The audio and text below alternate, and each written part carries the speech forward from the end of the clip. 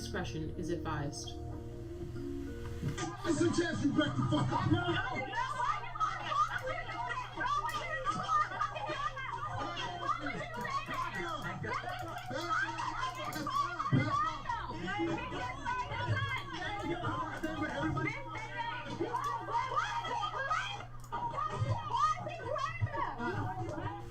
This is Baltimore City Police Officer Jorge Bernardes Ruiz. In a newly released video shot in 2016, Ruiz is seen with his knee on the back of an unknown man, with a gun pointed at the man's head. His message was a clear one. Concerned onlookers, adhere to my dictates or else. Here, we can hear Ruiz saying to Baltimore residents, I suggest you back the fuck up. It is documented that Baltimore police officer Jorge Bernardes Ruiz is a repeat violent offender, even without access to all complaints against Ruiz, undisclosed by BPD Internal Affairs records. 6 cases involving Ruiz are known. This video will briefly highlight 6 total cases beginning in July of 2013. Case 1, Abdul Salam, July 1st, 2013. Here Salam is seen victoriously smiling in celebration after the jury found Ruiz and 2 other cops liable for brutality against him. However, because the trial was civil, not criminal, Ruiz was not fired and he did not go to jail. Police profiled me. They followed me in the back of my house, harassing me. Police proceeded to violently and hostilely approach my van with me and my son in it. As I announced, this was my home, guns drawn. Once they reached my vehicle, they violently pulled me out, ramshacked my vehicle with my 3-year-old son strapped in his car seat, threw me against the gate, slammed me repeatedly. Picked me up by my feet, and while I'm upside down, they proceeded to drop me on my head, hog-tied me, and immediately when I fell on my head, Ruiz, in a wrestling type of action, and kind of hit his knee against my neck. I was arrested. I had no idea what I was being arrested for. My son is scarred to this day. He remembers the incident as it happened yesterday. When he talks about it, he always refers to Daddy being on the floor with police yesterday. Case 2, Darrell Harris, profiled, as seen in this video, July 17th, 2013. Yeah, see, what's wrong with it? Improper way with it. There's no such thing as an improper way. I know the law. I know the law. I know the law. What's the problem? You giving me a ticket? You need my license registration? To verify, I use the seatbelt as a reason to profile. So, do me a favor, take out your keys. Yeah, you can record for what? Nah. I don't feel safe right now. Do you want me to step out the car? Do you want me to step out the car? I'll step out the car. Call the police, man. What are you calling the supervisor? I want to do shit. This is getting uploaded to the internet right now. Yeah? And we are 2 law-abiding citizens that we are getting targeted, and I don't know why. Just 24 hours later, Bernardes Ruiz played a leading role in the police killing of unarmed Tyrone West. Case number 3, the murder of Tyrone West, July 18th, 2013. My brother Tyrone West was brutally murdered on July 18th, 2013. In both of these cases, when you look at the pleadings and the harsh language of these officers that have been quoted to me by reliable witnesses, the N-word. And Killer Ruiz and Killer Chapman and the rest of those 11 and 15 killers, including David Lewis, took something from my family that they can never give us again. And that was my brother Tyrone West, one unarmed man.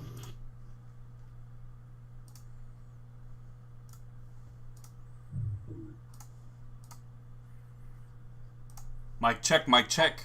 This is West Wednesday number 380. We're fighting for all victims of police violence in the name of Tyrone West, who was killed by the Baltimore police. Tawanda Jones has been fighting for his justice for 380 weeks every Wednesday. This is West Wednesday. Mic check. Mic check. Mic check. I don't understand why it won't let me do a watch party. I'm real irritated. I think it worked. I think it worked. It won't. It's not letting me do a watch party. It's just letting me share it. So that way I can't even see like my friends' comments or anything. Angie, do you see it on my page? Just a video, not a watch party. It's like it's not letting me do a watch party. So I may have to just hop off and then hop back on. But anyway, thank you guys for joining us. This is West Wednesday, week 380, day 2000. I'm sorry, my door just opened. I apologize. Day 2660. So as you see in this important video, you see Officer Ruiz. He's a repeat violent offender, and we're basically trying to have him in a cell block where he needs to be. And if you join us now and you watch that, please stay with us, because at the end of this, you will definitely see the ending of the video, and that's how we're going to be doing it week after week and things of that nature. But meanwhile, it's a lot going on, as you know, in the world with election time, from election to this pandemic, just to everything. So it's just a lot to unpack. But I'm excited tonight to have my special guests, and I'll tell you who they are. I have Miss Dorothy Elliott. She's the mother of Archie Elliott. We also have our brother Ken Williams, who always comes and shares things. And I'm gonna probably let him start up, and then followed by Ken Williams will be Miss Dorothy Elliott, and then followed by Miss Dorothy Elliott will be our queen sister, Miss Angie Winder, and we will just take from there. And then we also have Stephon Clark's grandmother. She will definitely be joining us soon. So she'll be giving us a report of what's happening there and her fight for accountability for her grandbaby, Stephon Clark, not grandbaby, it's not a baby, but just her, I always say baby, I don't care how grown you get, whenever you have children, and I guess whenever, if I ever become a grandmother, they're gonna always be your babies, no matter what. So my children, I have 2 grown ones, I have 2 teenagers, and they're all still my babies, so that's why I say baby. But anyway, Tawana? Yes. Abdul Salam is watching on Facebook, so if you want him to make a comment, he could write something and we can read it out loud. Oh, sure. Well, I'm glad that Abdul Salam is watching. He unfortunately was almost murdered with his baby son in the backseat car by Ruiz. He was the first officer that showed up on his scene, as well as my brother's scene. And it's just horrible. You think about the 5 victims that I know, and what about the ones we don't know? So Abdul, if you're hearing me, please, if you want to write a comment, we'll definitely share it with everyone. So moving right on, we're going to just dive into West Wednesday, and I'm going to bring my brother Ken to give us a report on voting, just everything that's going on, policies real quick, and whatever we can share, and then I will definitely bring on our sister queen, Miss Dorothy Elliott, who's been fighting for Archie Elliott, like, since her son's birthday. It's horrible, but I just love her fight. She inspires me. You talking about, so I'm thinking, with all these weeks of North-South fighting for West Wing, but to think from 1993, like, that's a very long time. I may have the year wrong, but that's a long time this queen been up there fighting for accountability for her son. So I'm going to do a quick mic check, and I'm going to bring out both Ken on, because I know that he has to come. So, mic check. Mic check. Mic check. Mic check. Mic check. Mic check. I wanted to say thank you for the West Coalition for, I don't know if everybody can see that, for the Tyrone West mask. You know, we're all trying to be safe and stuff as we move about in this new normal situation with COVID and stuff. So I want to say thank you to the West Coalition for sending me that. You know, yesterday was an important day in America where we all got a chance to cast our votes. You know, whether you were for Biden or Trump, you got a chance to go out and, you know, express your voice. Part of on the ballot, of course, was police reform, and it's important for us to think about that. From the video that was used as the intro, with many of those people who was subjected to stop, question, frisk. One of the videos, and I'm not going to highlight all of them, but I'm going to highlight one specific one. Is a traffic stop that involves persons sitting in the driver's seat. It says that the basis of the stop is for basically a seatbelt violation kind of thing. And then all of a sudden it escalates to something else. That happens more often than not in Black communities.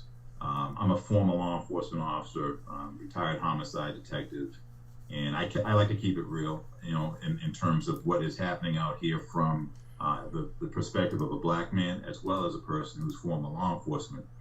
And the fact that we have racial profiling, we have systemic racism in policing, the fact that we have Black people being subjected to excessive force, overzealous policing, the fact that we have the Department of Justice that initiates investigations after the wrongful deaths of people who have been subjected to this level of abuse, and that there are facts, findings, circumstances, data that goes back many, many, many, many years to show the pattern and practice of this type of abuse, is the reason why we're here today on Wednesday, West Wednesday. We're talking about victims who have been subjected to the same tactics by law enforcement, and at the same time, we're talking about the lack of accountability. So yesterday's vote, where it looks like Joe Biden is going to win, and Trump will have to leave most likely in January 2021, is a referendum on the police, because Trump, he ran on the ticket that he was there to support the police. I would see some of these signs in my neighborhood where there would be a Trump sign, and then next to it would be a support the police sign. So part of the referendum by America, if Trump loses, is the fact that police must be reformed. How do we reform police? Part of that is taking place in Maryland, where at the state level, Senator Joe Carter, she presented a law enforcement Bill of Rights repeal or replace type of bill earlier back in October, September, where people from the community got a chance to testify about the systemic problems in policing locally in that jurisdiction. Having police have extraordinary rights that aren't granted to any other citizen except maybe Trump. And we see how that works out with Trump. Trump is running around, even to this very day, still trying to go and change the rules and cheat, try to make his, way through life by not following the rules that everybody else has to follow. The police want that same sort of power to remain in their laps, where they can go out, cheat, destroy people's lives, kill people, unfortunately, in some circumstances, and get away with it, get away with murder. That's what we have to phrase it as it is. And that can't stand. I mean, at the end of the day, I think moving forward, if Joe Biden does become president, it's going to become very important on day one when he takes office, maybe the first 100 days, that he proves to the community that got him there. Because a lot of folks, a lot of these mail-in ballots at the last minute are what got Joe Biden to the position where he is right now, with the Democratic Party feels pretty comfortable about their possibility of being able to win this election.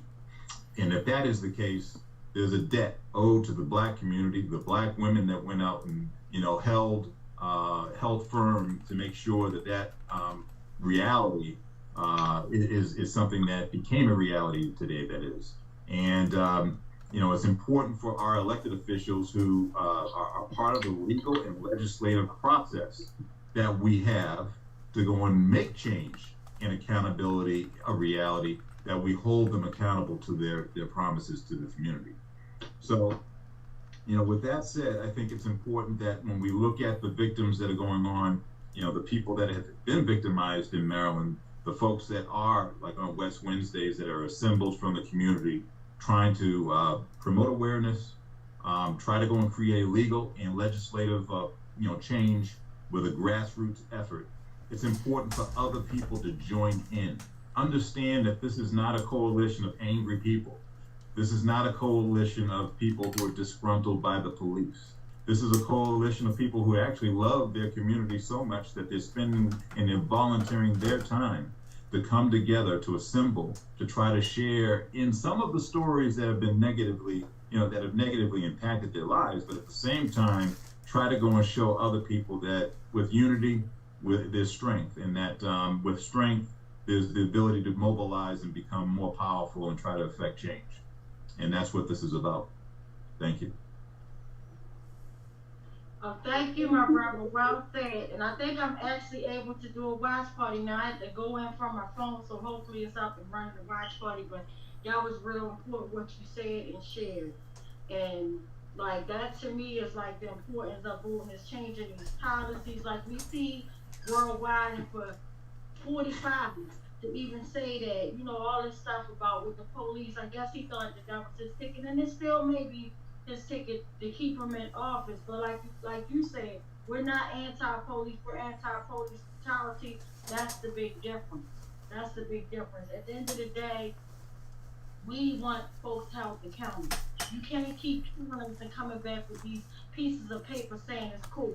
And to think about my sister Queen, Miss Dorothy, that's been literally fighting for all those years, and I just think about how time is just flying. It breaks my heart because I don't want to be in 2033 fighting this fight and get nowhere. Like, it is horrible. Like, enough is enough. Like, it's my heart goes out. And so before I bring Miss Dorothy on, I just wanted to share real quick about and I want you guys to remember and never forget his name.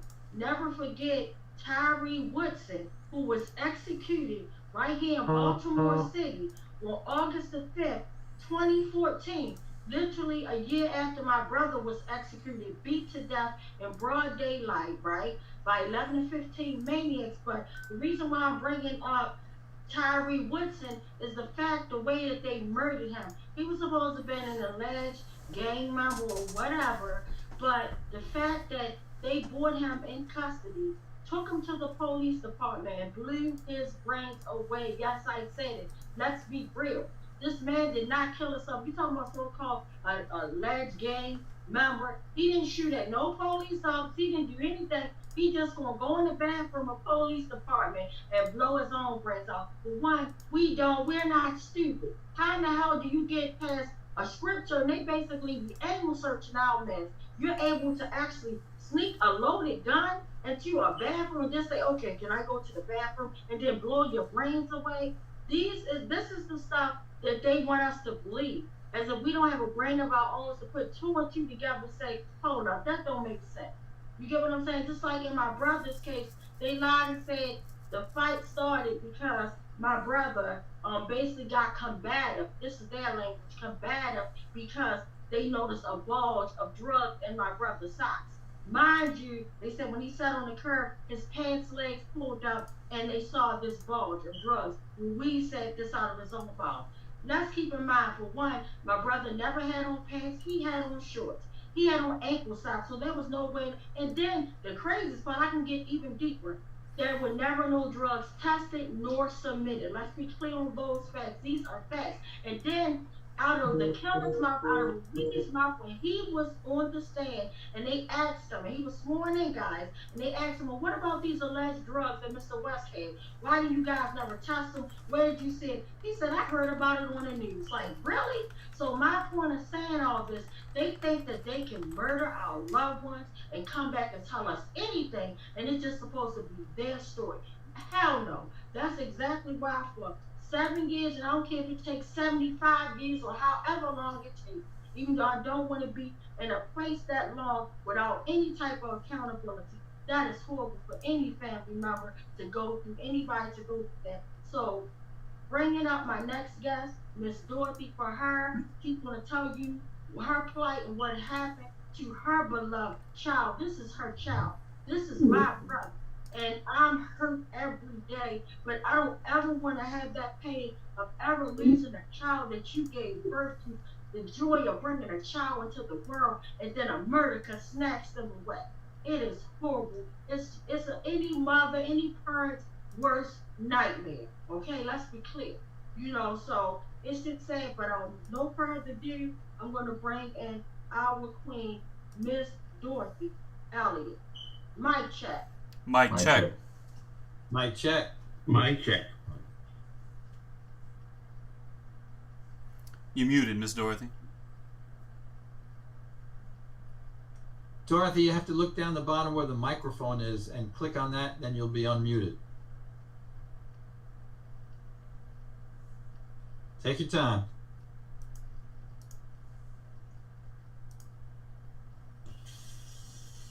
If you're on a computer, you can hold down the space bar. There you go. Oh, now you're back. You're back muted again. You have to hold it down if you can use the space. There you go. Oh, just keep hope? Yes. Oh, yes, I thought I could release it. My name is Dorothy Kopp Elliott, the mother of Archie Elliott III. I'm also the chairperson of the Committee for Justice for Archie Elliott III and the founder of the Archie Elliott III Scholarship Fund. I'll briefly tell you about my son. Very happy-go-lucky, tall, thin, loved to play jokes, loved to be around his family. And I can't tell you the nightmare that his death caused me. It's like I'm still living in a maze because there's so many times I look at my son's picture and say, you should be here. And to have him so violently taken from you, just out of the blue, and you can't get over that. My son was on his way home from work on the 18th of June, 1993, the day before my birthday. He had been out planning my birthday celebration with a friend after he had gotten off from work, and he went straight to, he was planning my birthday that night. Then he went to work the following day, so I did not see him that Friday before he was killed. It was around 3 o'clock, a very warm, hot day, and my son was wearing no shorts, no shoes.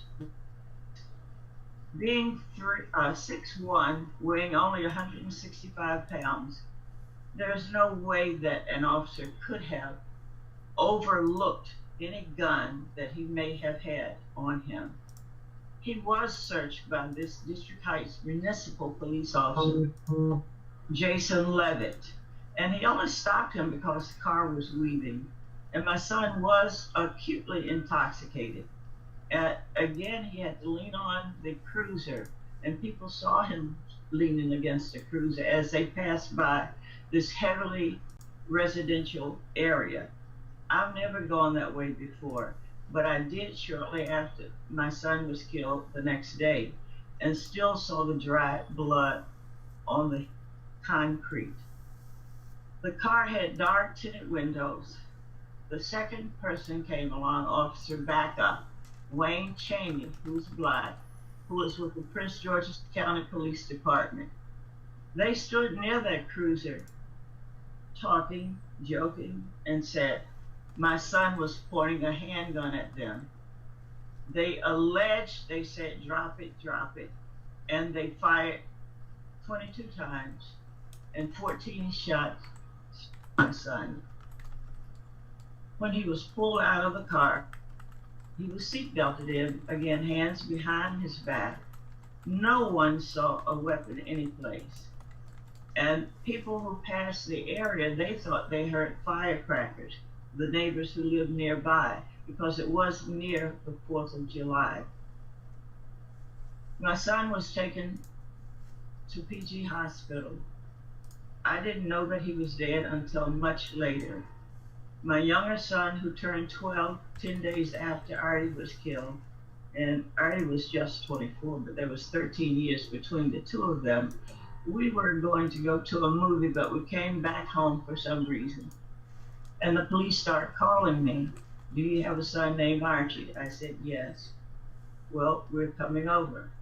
I said, why are you coming over? We're coming over. And then my next question was just automatic.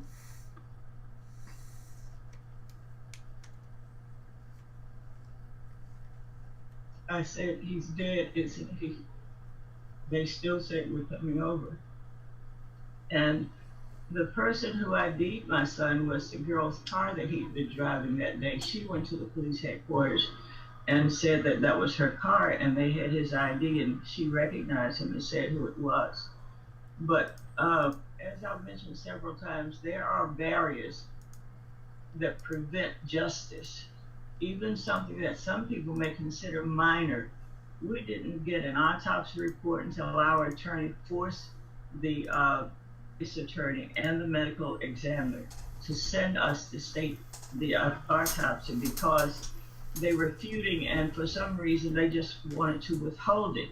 It didn't matter how long we waited, the results would have been the same from the autopsy report, unless they do what some people say, they make the evidence fit what they want it to fit. But after a 7-month investigation, no charges were changed. 18 months later, and if you can see behind me, well, I had it so you could get it.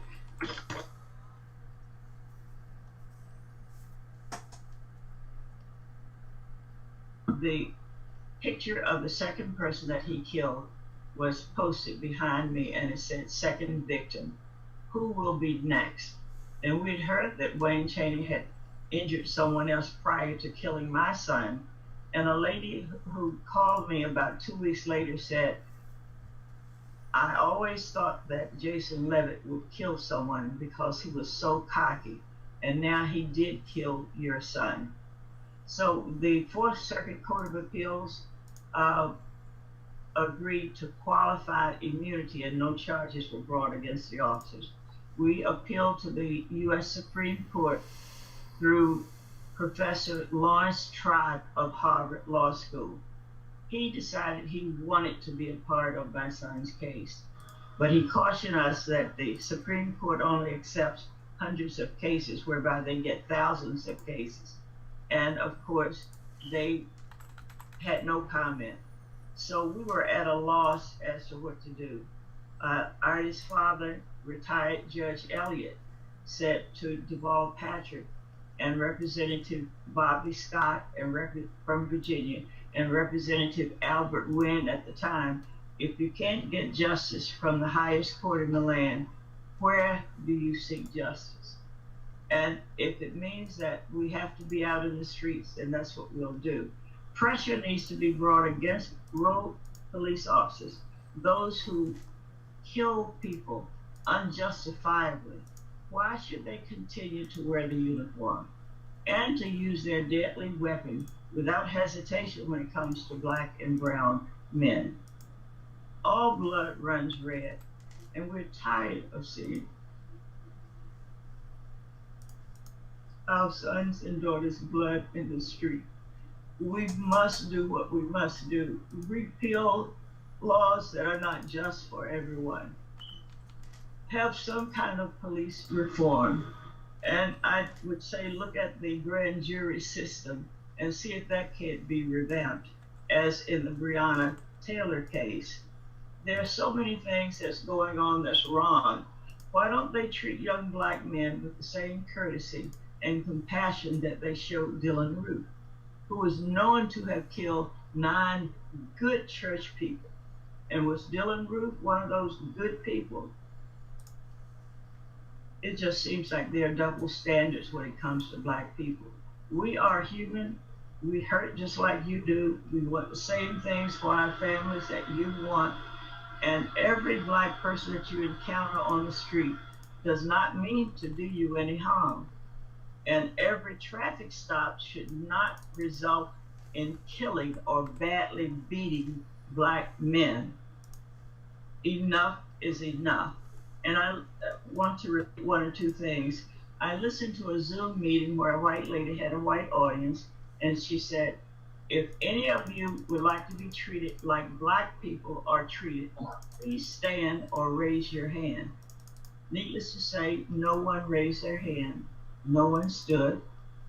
And I often think of another question that I'd like, if you needed some donor, if you needed to be donated an organ and it came from a black person, would you refuse it in order to save your life?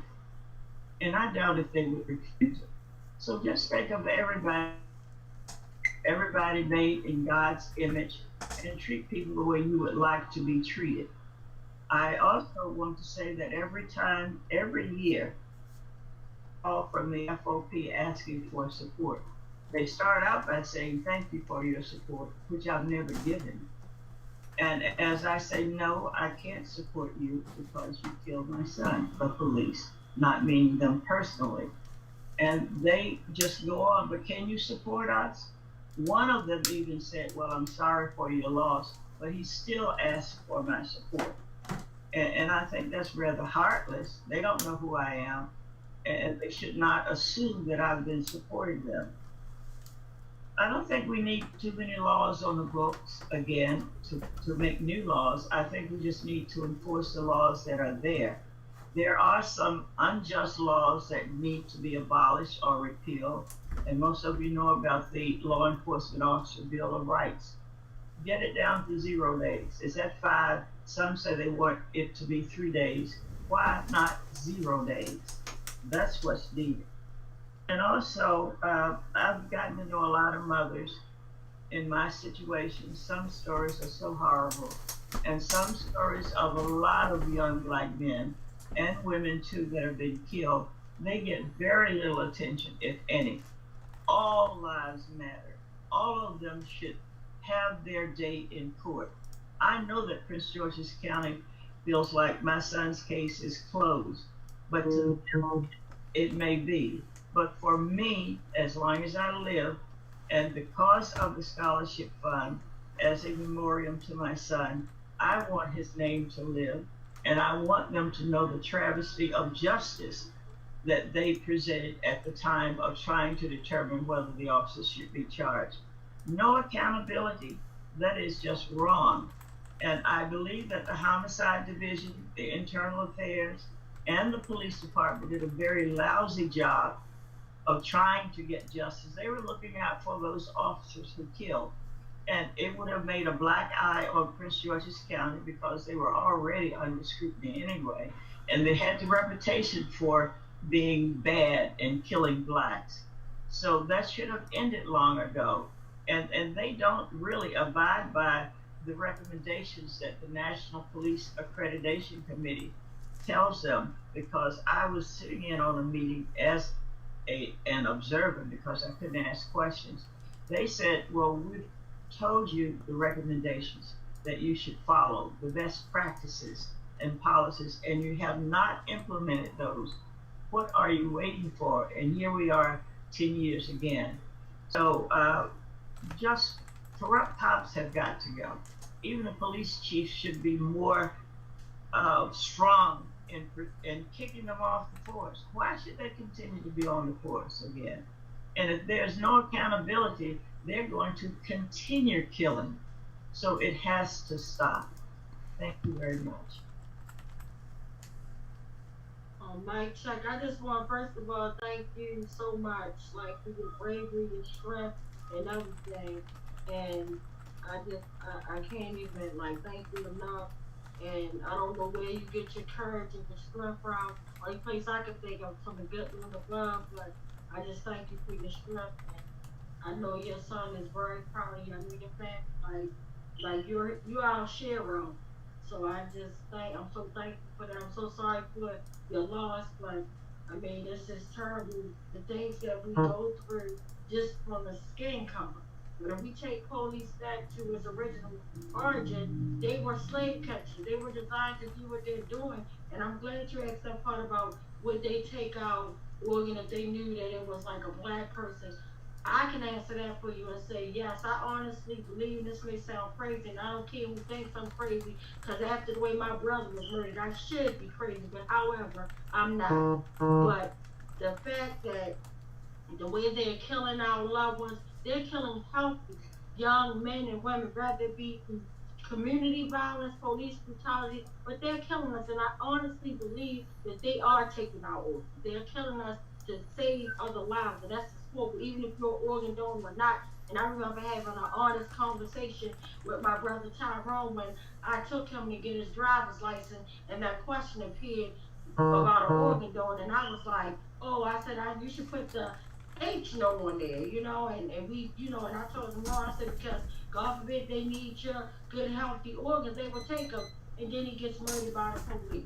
And then when I get his body dug back up 2-3 years later, he gets shipped to Dallas with no organs. They had his organs in a bag, and my brother wasn't an organ donor. I don't know who organs they prepared because I made it hot here in Baltimore City, but I know damn well they wasn't my brother organs. So, I mean, it may sound crazy, far-fetched, but so does the Gun Trace Task Force. They sound crazy. They were going around robbing people, and if we think it stopped at the Gun Trace Task Force, something's wrong with us. So I want to ask anybody on the panel, do they have any questions or comments for our sister? Mic check. Yeah, I'll just say, Dorothy, I've known you for a long, long time, since the beginning of this struggle, and I have great respect for your sticking to this through all these years, as tough as it must have been and still is. Well, you know what has helped me is to protest, to make signs for rallies, write to everybody that I could possibly write to. The NAACP, wrote to Jesse Jackson, who did nothing, and the NAACP locally did nothing because he said, let's just wait and see what the investigations will reveal. He was a friend of Chief David Mitchell at the time, and everybody who worked on my case was elevated to a higher position. So they didn't really look out for my son. They looked out for themselves. They looked out for the police department.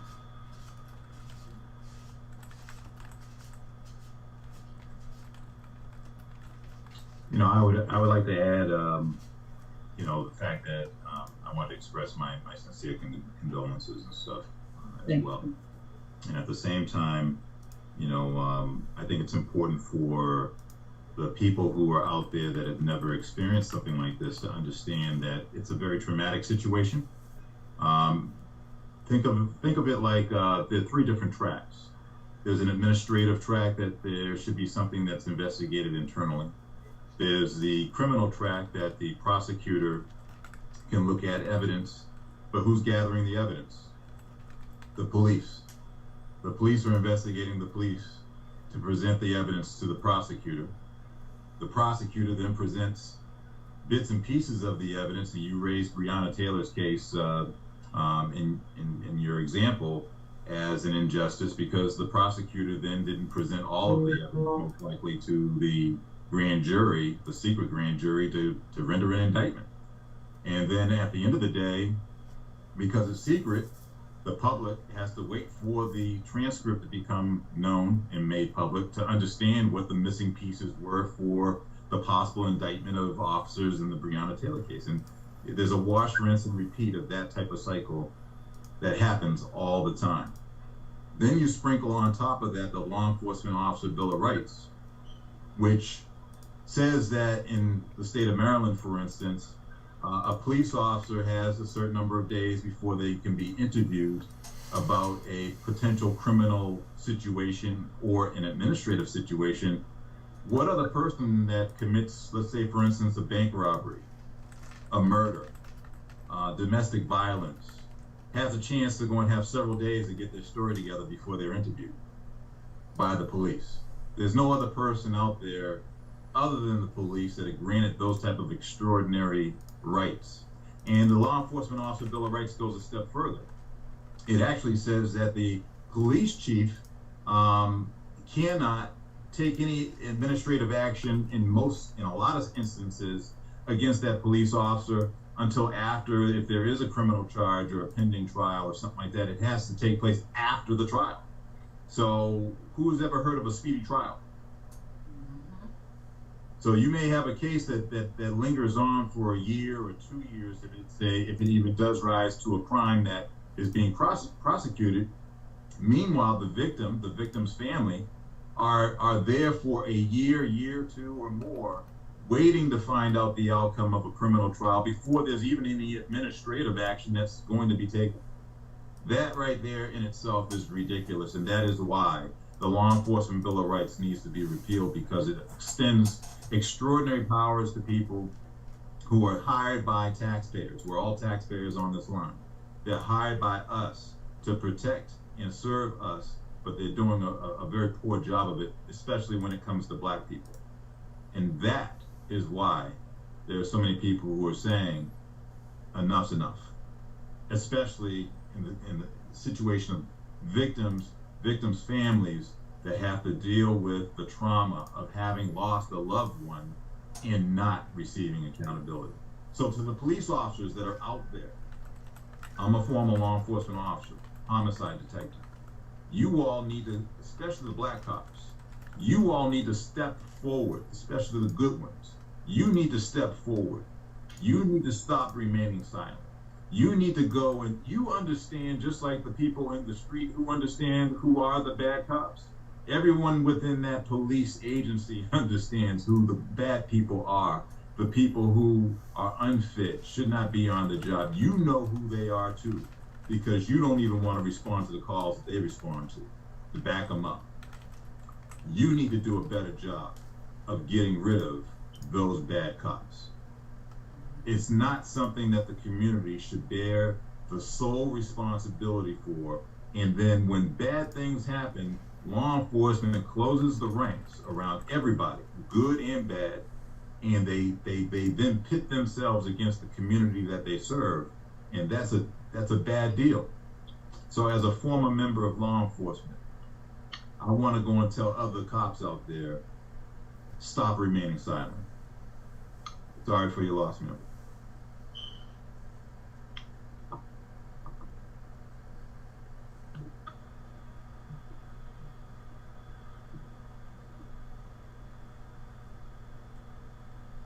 Mic check. Mic check. Mic check. Mic check. Mic check. And I agree with my brother Ken. Like, if you are a good officer, when you see all this stuff going on, you need to say something, because guess what? If you don't say something, then that means you're bad. Like, this is cool. Nobody's mother should have to go through that. Nobody's sister, nobody's brother, nobody's child, nobody's daughter. This is not right. It's really not right. Before I bring on our next guest, anybody else have any questions or comments for our queen or Ken?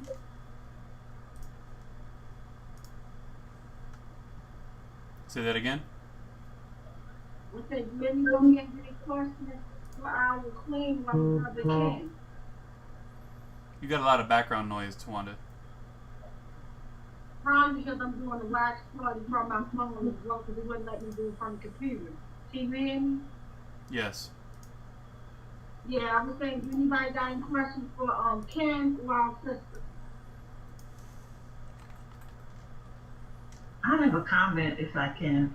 Yes, please. Yes. You know, it really affects me as a mother. And my son, as I mentioned, was almost 12, 10 days after Artie was killed. He goes through a lot of things too that he doesn't verbalize a lot, but I don't want to share everything, but he has gotten into a little trouble and fights and things at school and punching holes in the wall. That happens because of the anger that he feels. And he's very well aware of what I've been doing. And he has participated in a lot of the rallies that we had at the courthouse in Upper Marlboro, along with his cousins who are around his age or a year or two older. And it affects the cousins and friends. And people ask me sometimes, what happened to those cops? Did anything happen to them? It's as if they've forgotten. Some of them never knew when I relate the case to them, or I vaguely heard of it. But there are certain things that maybe people just don't get involved or are affected by it unless it happens to them. Because I've wondered, how would the cops react if they were on the receiving end of all the bad that they've done to other people? How would they respond to that? And I feel like there should be a place in jail for cops who are killer cops. Let me respond real quick, Tawanda, if I can. Sure, go ahead. It's important for law enforcement officers out there who are trying to find a spine, to find it quickly, because at the end of the day, the cycle that keeps repeating here can't go on forever. The Law Enforcement Bill of Rights actually goes back to the state of Maryland back in the 70s, after the monumental civil rights era. Cops, after beating up on black people from the civil rights era, went to the state legislative body and said that they needed better protections because they could lose their jobs from the roaring civil rights era going forward if they continue to beat up on black people. So the state legislature passed the Law Enforcement Officer Bill of Rights in the state of Maryland, which then afforded rogue cops protections. That's the beginning of the Law Enforcement Bill of Rights. So when we talk about people who are victimized by police brutality, victimized by incidences of, such as in that video that one of the videos that I talked about that was in the intro, contempt of cop is what it's called, where a black person questions why they're being stopped, questioned, and frisked, and then all of a sudden escalates to the black person being seized, arrested, from not involving anything that should have involved it. It should have been like, okay, here goes your ticket, see you later, if that was what was going to take place. But it escalates to now all of a sudden someone being potentially dead. That type of cycle that type of abuse directed at individuals, especially black people, can't continue.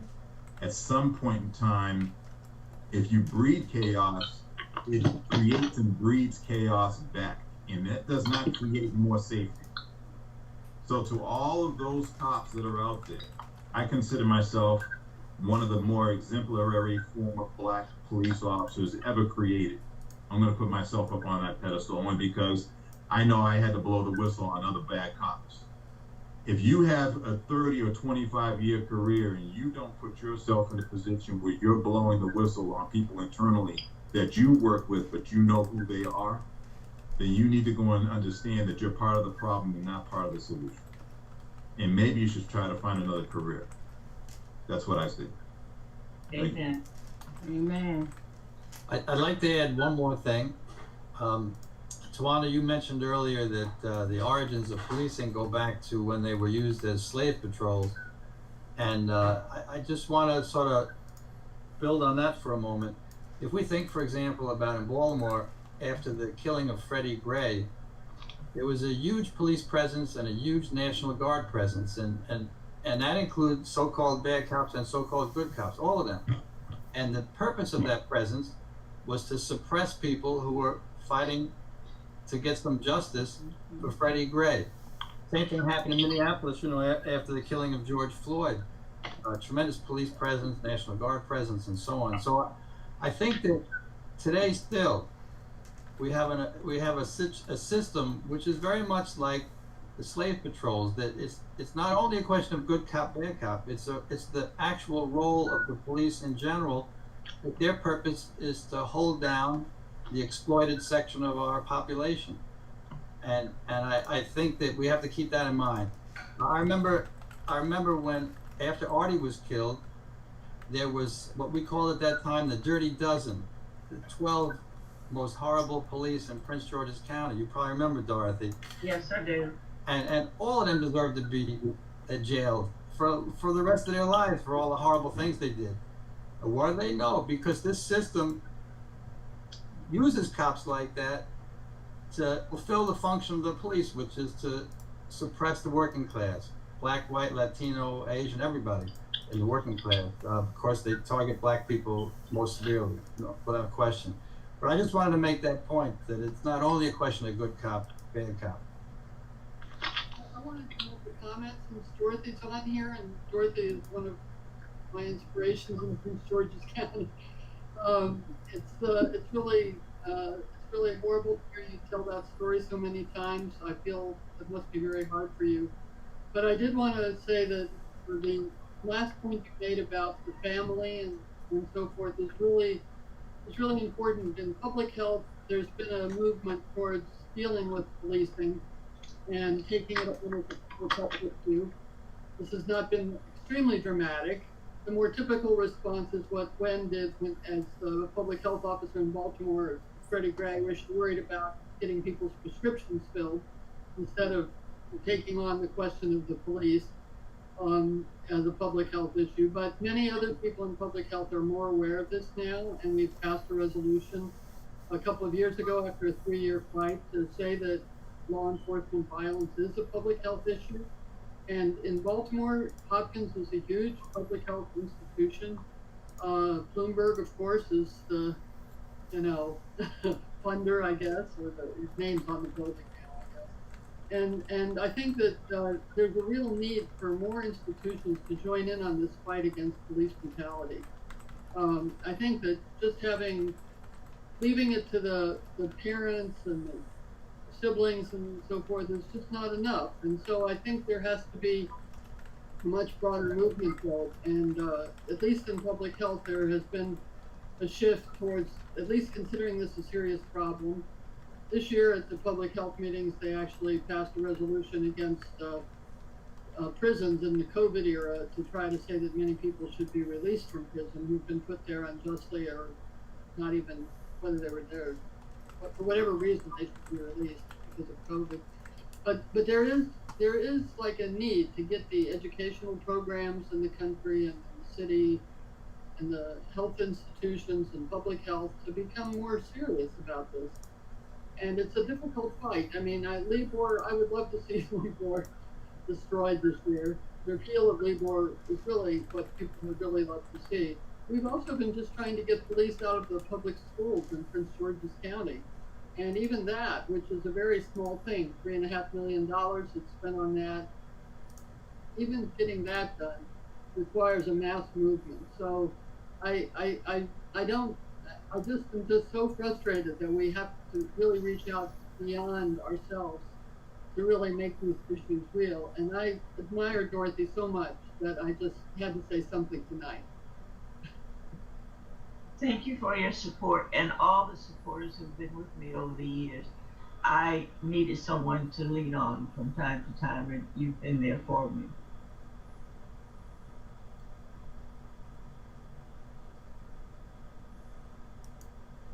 All right. Well, I think we have our sister, my sister Shaquita and Q that's her grandmother. So if I just saw her, I'm gonna bring her on, and then I'm gonna bring my sister Angie on after her. Okay, mic check. Mic check.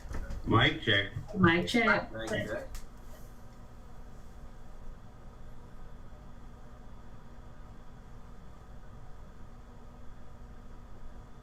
I think you're muted. I think she's muted. Oh. Mic check. Oh. There you go. Now we can hear you. Oh, you're muted again.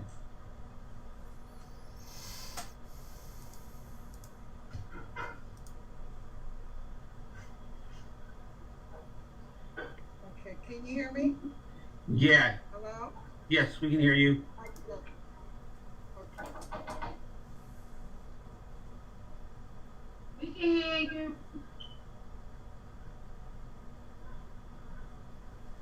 Can you speak up? Oh, okay. Hi, everyone. I'm Shaquita Thompson, of Stephon Clark's grandmother that was murdered here in Sacramento, California, in my backyard. And I'm glad to be on this with Tawana. Thank you so much for the invite. I'm driving right now, and I'm sorry, but I still want to be on, so I'm about to park in about 10 minutes. So I'm going to go on mute. Thank you. Okay. Okay, thank you too, sir. So, yeah, so that's the grandmother, my beautiful sister. That's Stephon Clark's grandmother, and she's been fighting tirelessly. So while she goes on mute, I'm gonna bring on our sister, Angie Winder, and she's like my personal sister, like real, like outside the movement, everything, and just watching her grow. So if we talk about police brutality, we do know that it don't stop at police brutality. Community violence is so real because at the end of the day, when anyone loved one is murdered, a family member wouldn't care if it was an officer, if it was a community person, they just want accountability, period. Like, it doesn't matter. But the only difference when an officer murders somebody is they never get held accountable. That's the only difference. They never get held accountable. They're able to come back, stalk the family members, no accountability or anything. So that's the big difference, you know. But at the end of the day, my heart goes out because if you live in any community, you feel the seeing people, loved ones up there. And for my sister to have been fighting for so many years for her husband that was murdered, and for me, literally, I'll never forget it.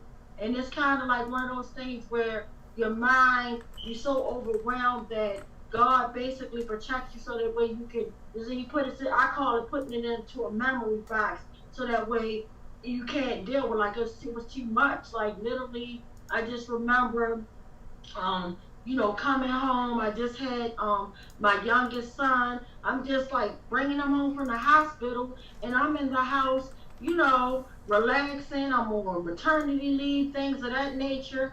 And then I had to be the one, because not only was her husband murdered, but the same person that murdered her husband almost killed my youngest brother.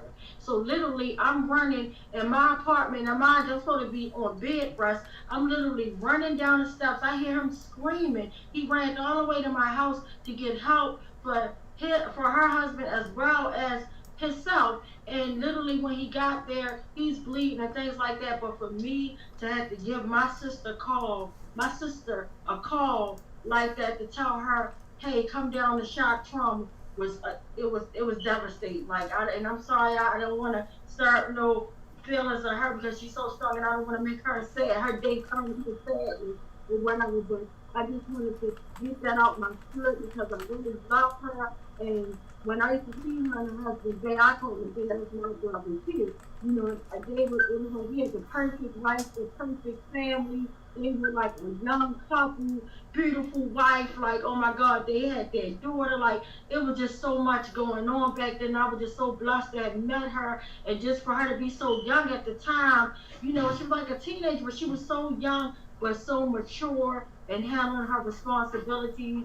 And it's just like, but for me, literally, to have to be the one to give her a horrible call, but she didn't let that stop her. And the crazy part about it was, like, as time would go on, we went in our own ways. Like, I would always pray for her, she would pray for me and things like that. But then when my brother got killed, and I used to always wonder, what happened to my sister Angie? And then I remember her reaching out to me, being the queen of I call her the queen of the valley, right? She tries to pull everybody together, and she supports everybody. Like, we used to literally call her our mayor, like, literally, like, oh, that's Mayor Angie, you know, like that or whatever. But I just always used to wonder what happened to my Angie, like, 'cause I lost, like, I, you know, grew up and, you know, I moved, we changed locations. But then when she reached out to me, and, you know, about my brother, me and her not even knowing that we was already knowing each other until I actually got to Mervo, and then I looked, and she still looked the same. I'm like, we both started crying, and I'm like, oh my God, but she actually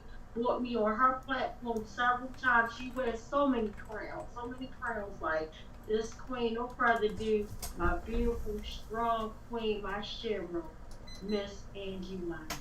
Mic check. Mic check. Mic check. Mic check. Mic check. Thank you. Wow. So I just said I wasn't going to be tearing up. So as Tawanda stated, you know, we've known each other for a very long time. She delivered the news about where I needed to visit to see my husband at Shock Trauma.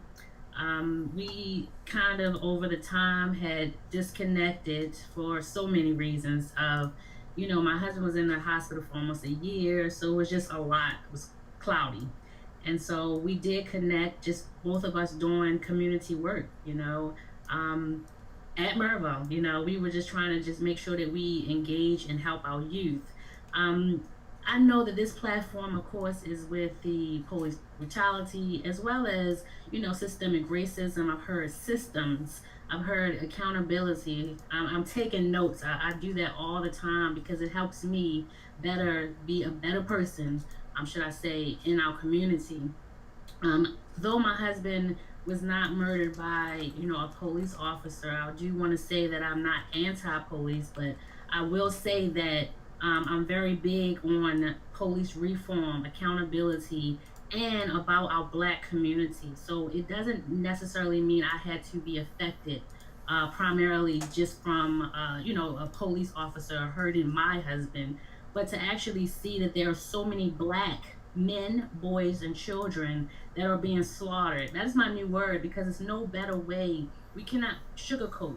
We cannot sugarcoat what's going on in our communities. They are being slaughtered. And to be honest, I know Tawanda said about conspiracy, but here's my conspiracy. We don't even know who's killing these Black men and Black sisters and children. The fact that there's so much corruption in our city, we don't know if it's police officers, if it's, if it's a way to help get our numbers up high. We don't know. And I have to say numbers. They're so big on 300. We're getting ready to hit 300 again. They're so big on that. When I say they, just, our government. But we don't even know who's slaughtering our Black brothers, sisters, children. In fact, we even had an eye in the sky and all these cameras, and yet we don't really have any evidence of or any witnesses, right? A lot of times the police talk about if you see something, say something. And so I'm gonna take it even further from what the former police officer said, is that, good cops or whomever, the community, because it's not all a community. They want community to say something, but yet they're being silenced too. So I'm gonna just kind of echo what he said by saying, good cops, we need to, you need to stop remaining silent. There's a time where now, like I said, we need to talk about police reform. I ran for city council primary election, and I didn't make it. But what I can say is that I made it. I made it because of high integrity. I never lost my integrity. I never lost my pulse with the community. And unfortunately, we have politicians. We know there's an election going on right now. But at the end of the day, it doesn't matter who wins. We must continue to fight. We must continue to be on the front lines and the boots on the ground. And so what happened is June, well, let's just take it back. And I'm not going to keep you long, but let's just take it back. So back in March, we were doing really good with our campaign. It was grassroots. We was on the doors. And so what happened in March? We had COVID. We had a pandemic. And so I was mainly having a grassroots campaign, and now you had to rely on big money. So that's a big thing. We have these, politicians. We need to make sure that we get the big money out of the politics, and back to the basics of the people. We need to make sure that we get people in positions as lawmakers to pass bills that will benefit Black people, and even more, the city as a whole. I don't know if you all even know this, but not in my neighborhood. Oh my gosh, that has really been a blessing to my soul about the direction of our city. I encourage anybody to read that. Just read, period, of the systems that has been in place for decades, for a century. This is nothing new. Our charter is old. Everything is old. Our police reform, we need to have a police reform, but everything has been in place to keep things the way that it is. And I don't know about you all, but we're hitting the 300 for the 6th, 7th, I don't know, 8th time in a row. I don't even know at the moment. All I know is that I refuse to be numb. I refuse to say this is our norm. I refuse to say, at one point we weren't seeing any women Now you're seeing children and babies, like Tawana would say. We're seeing our babies being slaughtered. We're seeing women being murdered. We're seeing shootings increasing in broad daylight. So it doesn't even matter what time of the day.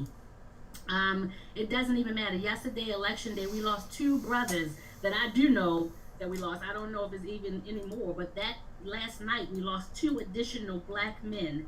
And to me, it's like when I don't hear politicians speak about it, and I get that some say, well, what are they supposed to do? They're supposed to say and do everything that we said we were going to do when we were running and asking for your vote. I asked for people vote because I wanted to stand on systemic racism. I live in the 4th district, and York Road is a divide, a racial divide. One side of York Road gets more than the other. And I'm not going to stop talking about that. And because that was what I spoke on my platform. And because I didn't win does not mean that we can't win together. And I'm going to end with this. I want to say thank you to Wanda for your consistency and everyone that's on here. Thank you, Miss Dorothy, because as she stated, this happened so long ago, about 18 years ago, I want to say, going off of my brain, but 18 years ago when I received that call about my husband, and I have never stopped fighting. There are times where I cry. There are times where I fight, where I'm angry, but what I don't do, I don't quit. I am not a quitter, I am a fighter. And so after the election, 2 of, I'll just say accumulation. We had community leaders, we had a pastor, I'll name some names right now, but we have a community leader, Ms. T. Dane Hardy. We have Pastor Heber Brown, a part of this organization that I'm getting ready to end with. We've had myself, who ran for city council, and 2 additional people that have come together to just be aligned with one another. They are Zach Dingle and Anson Saka. They were once my opponents, now they're partners. And so why is that? It's important for us to be united. It's important for us to come together. We already have a president that wants to divide us. And so we need to make sure that we as a people come together. So I'm going to end with this. We started a Black Community Action Coalition. I just want to read the mission. The mission is to unify, uplift, and empower African American neighborhoods. We seek to eliminate all racial disparities in wealth, education, housing, health, criminal justice, and other factors related to quality of life for African Americans. To me, that's a powerful statement. And it started, again, this core group, along with Eric Brown, but this core group live in the 4th district.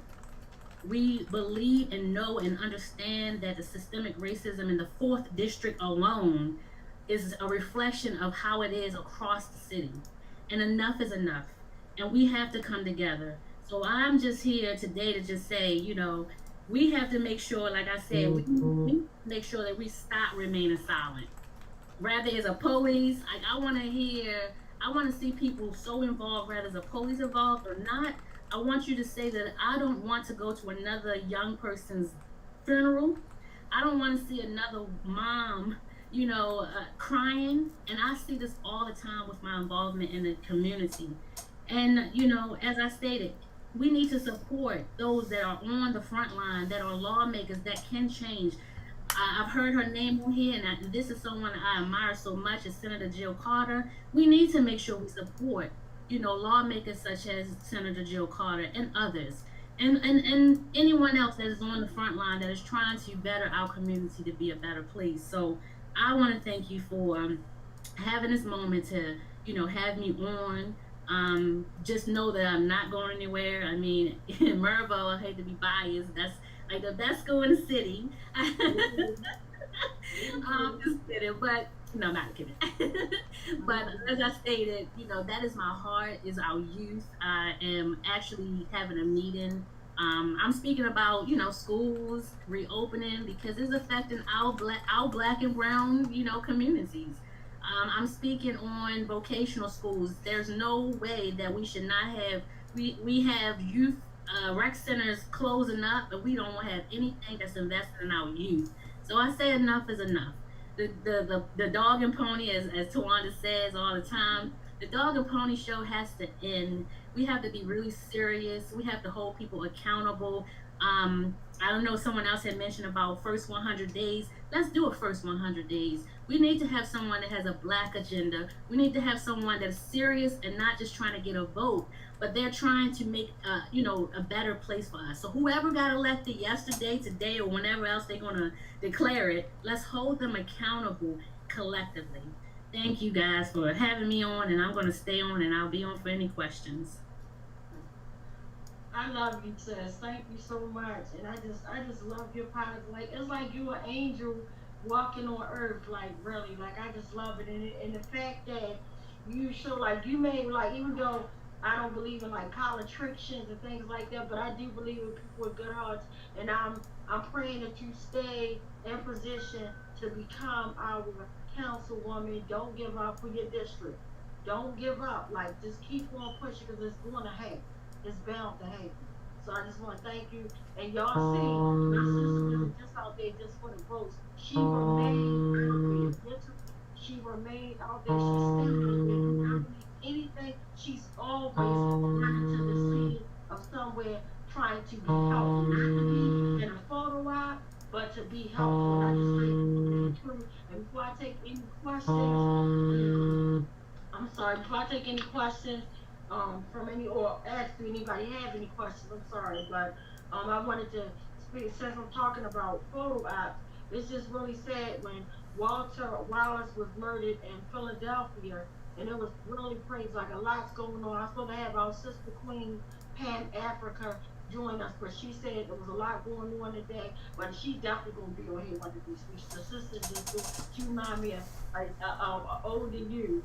And she stayed on the ground in the community. She was going to a funeral, and she was saying Walter's camera, the camera release the video footage was supposed to be released today of the body worn camera that the officer had on. So they're supposed to be saying that I'll be giving you guys that as it comes. But speaking of photo, it was just sad what had happened in Philadelphia. There was a family. Basically, they were in a car, and the officer broke the car window and, like, basically rumbled, like, basically kind of hurt the mom and snatched her baby just to do a photo op and made it seem like this little toddler was roaming around and tweeted it out there with the FOP, put it on Facebook and everything.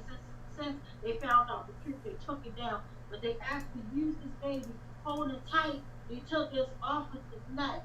And he said, well, this is a result of the riot. So I only care about her safety. We saw her walking barefooted around like, are you freaking kidding me? When they got proof that these officers actually bust the window out, just to get a photo out of a black child. That is sick. And we think that's only happening in Philadelphia.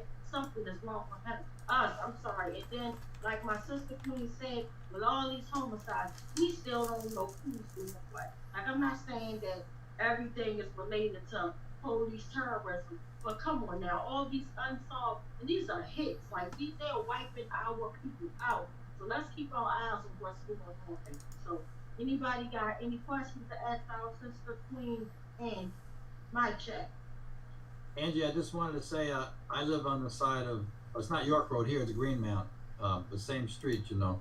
I live on the side that doesn't get a whole lot of resources. On the other side is Guilford. You're right about that for sure. The other side is Guilford. They get special curbs, they get special leaf pickup, they get their streets blocked off. It's like apartheid because you can't drive in and out of that neighborhood, so they can have less traffic. And one time, my son is African American. One time when he was walking through Guilford, because that was the quickest route to where he had to go, they have a rent-a-cop in there that patrols the neighborhood, and he stopped my son, harassed my son. So you're right about the two sides of York Road and Greenmount Avenue.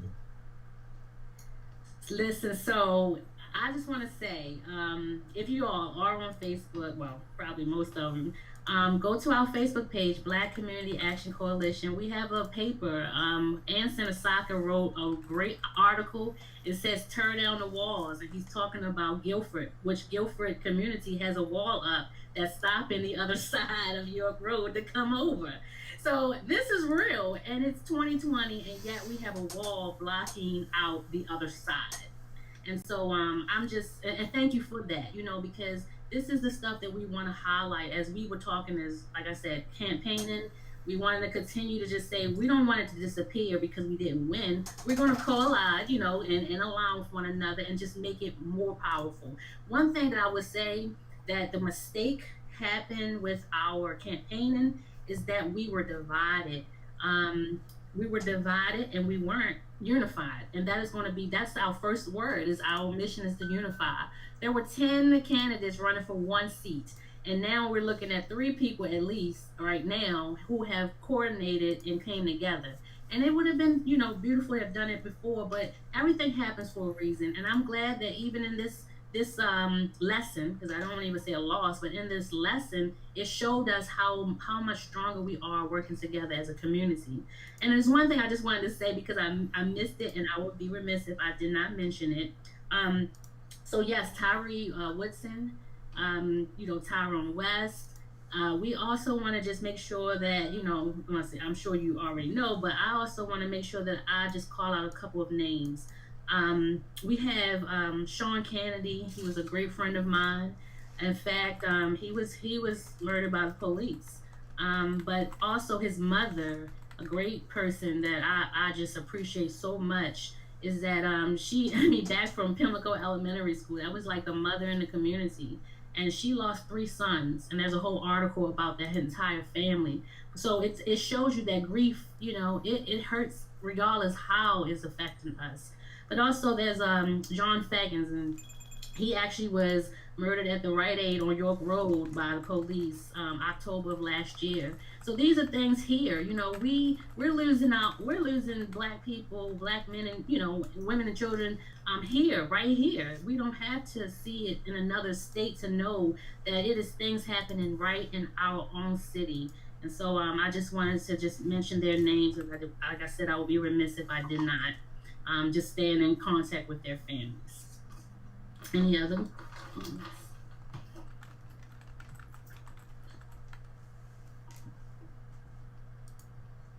The gentleman you said was murdered at the Rite Aid a year ago. What's his name? Yes, John Feggins. All right, thank you. Yeah. And he was 24 years old too. And his mother is fighting that right now, that case. I spoke about it at that time. I was campaigning. I spoke about it to the commissioner and my councilman, and it took longer than it was supposed to release the body cam, but when it happened, it was all kind of configured, you know, like different. It was just you could see that they tampered with it. I'm trying to use as nice words as I can, but you can see that they tampered with it. It was not in the same, you know, it was not the way it should have been. And unfortunately, you know, that's something that his mother is fighting. But again, 24-year-old John Feggins, I hope I'm saying the pronunciation correct, but it's Feggins.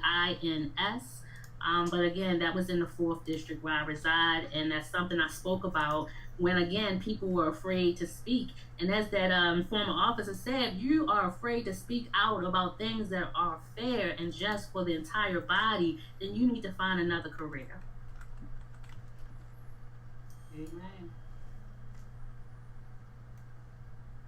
Absolutely.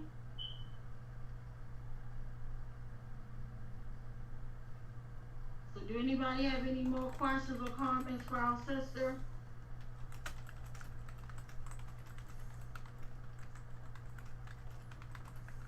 Alrighty. So, again, thank you, and I hope you hold tight, and you probably won't be that much longer. But, is our sister, Shaquisha still on? 'Cause I know she was driving, so she might have got disconnected. It looks like she got home, but she was there for a little bit, but she seems to have stepped away from the camera. Oh, okay.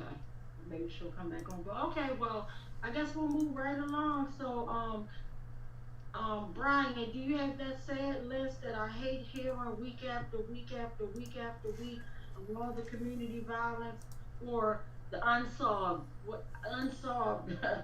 community violence or whatever? Yeah. Yeah. There's Sequisha now. Can we hear from her? I'm sorry. Say that again.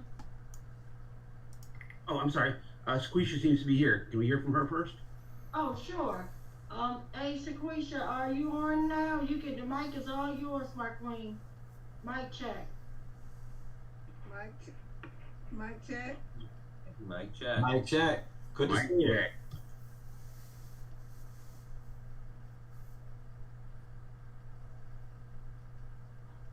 Sequita, you have to unmute. Your mic is muted. Just a minute. Okay, I got it. Yay. Can you hear me? Yes. Okay. Yes. Okay. Thank you too again, Tawana, for inviting me. My grandson, like I said, was killed in my backyard. He was murdered, executed. That night, I'll never forget, really early that morning, when I was treating the shooting, I wasn't aware that that was my grandson. I thought it was the neighborhood in the back. There's some apartments behind me, and I thought it was over there. So, but anyway, I have turned the backyard into I'm gonna go out there and show it to you. I've turned it into a healing space, and Mother Raj has helped me. Just a minute, I'm gonna have to go. I should have had this prepared with my keys. I have to unlock my school. But I have turned it has now turned into a beautiful healing. I go back there and it's a garden back there now. And my daughter also has started trying to start our own police for the community, because so we can talk to have it's like a security guards that that's from the neighborhood to be licensed and to I don't know where I put my keys, but I'll just walk through the garage. So I'm gonna turn off my picture because I don't want to see my garage, but I'm gonna go to the back. Okay. Just 1 minute.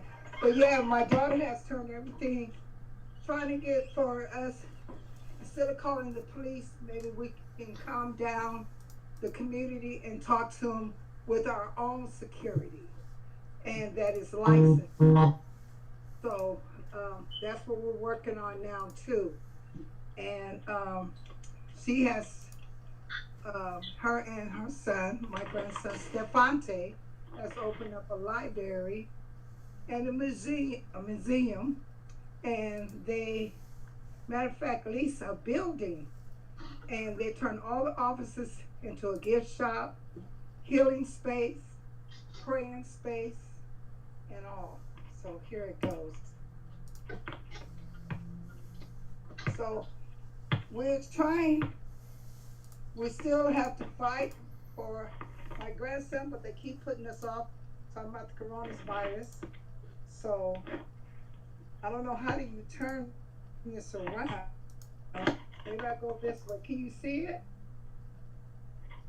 Yes, we can. Let's see. Can you see the garden? Yes, we can see it. Okay. This is the garden, and this is what we're doing. And this is my grandson. I ordered a banner to be over. This is where he was murdered. Can you see the stone? Yes. That's beautiful. That's how I do it. Yeah, like that. And then his picture. So this is what we're trying to do. We also have my great granddaughter and my grandkids and my great nephew right here in this spot. They're trying to grow them some carrots and lettuce. Just going to be happening. They laid down the plastic, and they're going to bring the plants and start planting them right here. It's just black. And then these over here is jade plants that we're growing. So I couldn't go back here for over almost 2 years. I just now start coming to the backyard, getting it together in healing space. I go back there, pray, and talk to my grandson. And I have never grown a plant in my life, but I planted my greens with the help of Mother Raj. She's a farmer, and she helps me. And she also is my blessed child. So my Blessed Child Association means the help with the community. It's not a foundation. I'm an activist for the South area of District 8. So I help with families that a young man was murdered behind my house in the apartments. And I help with the family, help my church help also to bury him.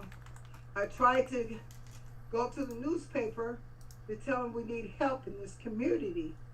And they told me that they couldn't do anything because the editor, when he went to ask him, he told him that this is like a local matter and it's community violence, and they couldn't do nothing right now because of the coronavirus. So that's meant to tell you that these people don't care. So that's why I'm out here fighting for our neighborhood, and not just our neighborhood, all the neighborhoods. So because it has been, let's see, this week it's been 3 shootings. Last week, for this month just started. It was October and September. Yeah, September, October was 19 shootings. 3 of them was one down the street from me. Walked right down the street. They was having a party, and the young man, Hispanic, Jose, was murdered, and he was a teenager. And the other 2 girls, they were shot. Then there was a little girl out there in the north area that I went to support the family, and she was only 7 years old. That's the time my granddaughter was 7 when her brother got murdered out here in the backyard in 2018. This little girl was in the park, and the family got shot at, and the little girl died. So it's been shootings and killings. I mean, it's just been going crazy around here in Sacramento and the north area. So I've been out there, advocating and just trying to be with the community. I work with the city now. They help with the children, and I'm working with my daughter Mim's foundation. It's called I Am SAC. Stefan Clark, but it's called I Am SAC Foundation, and she's helping me with the children too. And she also having the meetings. That's what I really enjoy, her meetings, when she is talking to the mothers that have lost their loved ones. And it's just, sometimes I just can't look at it like I tell her, because it's so unbearable, because I still hurt, but I try to hide it by trying to be strong. But that's why I go in the backyard now, and I thank God that I can go back there now and I can just cry. I can cry my heart out. I can talk to him, and I can let him know that we're fighting for you, baby. We're not going to give up. And I would never give up on fighting for my grandson. And for not just my grandson, but for the young man that was killed. He was a twin. His name was Rayshawn Harris, and right here in the backyard. And his sister, Day Day, said when she came, She said that night when it happened, she was out there in front of my yard looking at the Stephon Clark sign. And she said they won't, she told me they would not let her go around the corner. The police had the whole streets blocked out. Didn't know that when she went around the corner, that was her brother. It was her brother. And he was a twin. And he was young. And he was a football player. He had just came home from North Carolina. I think it was, don't quote me on, but I forgot where he came home from college though. Because of the coronavirus, the school shut down. So his sister got him a job working at Amazon. And he came home from work. And he was in the car, in his mom's car, sitting across the street from the house. And he was relaxing. And they said, they're going around the neighborhood, said they shot the wrong guy. But they killed him. They shot him, about 7 times. And this is community. And then they had rumors going around that the guy was bragging, yeah, I got him.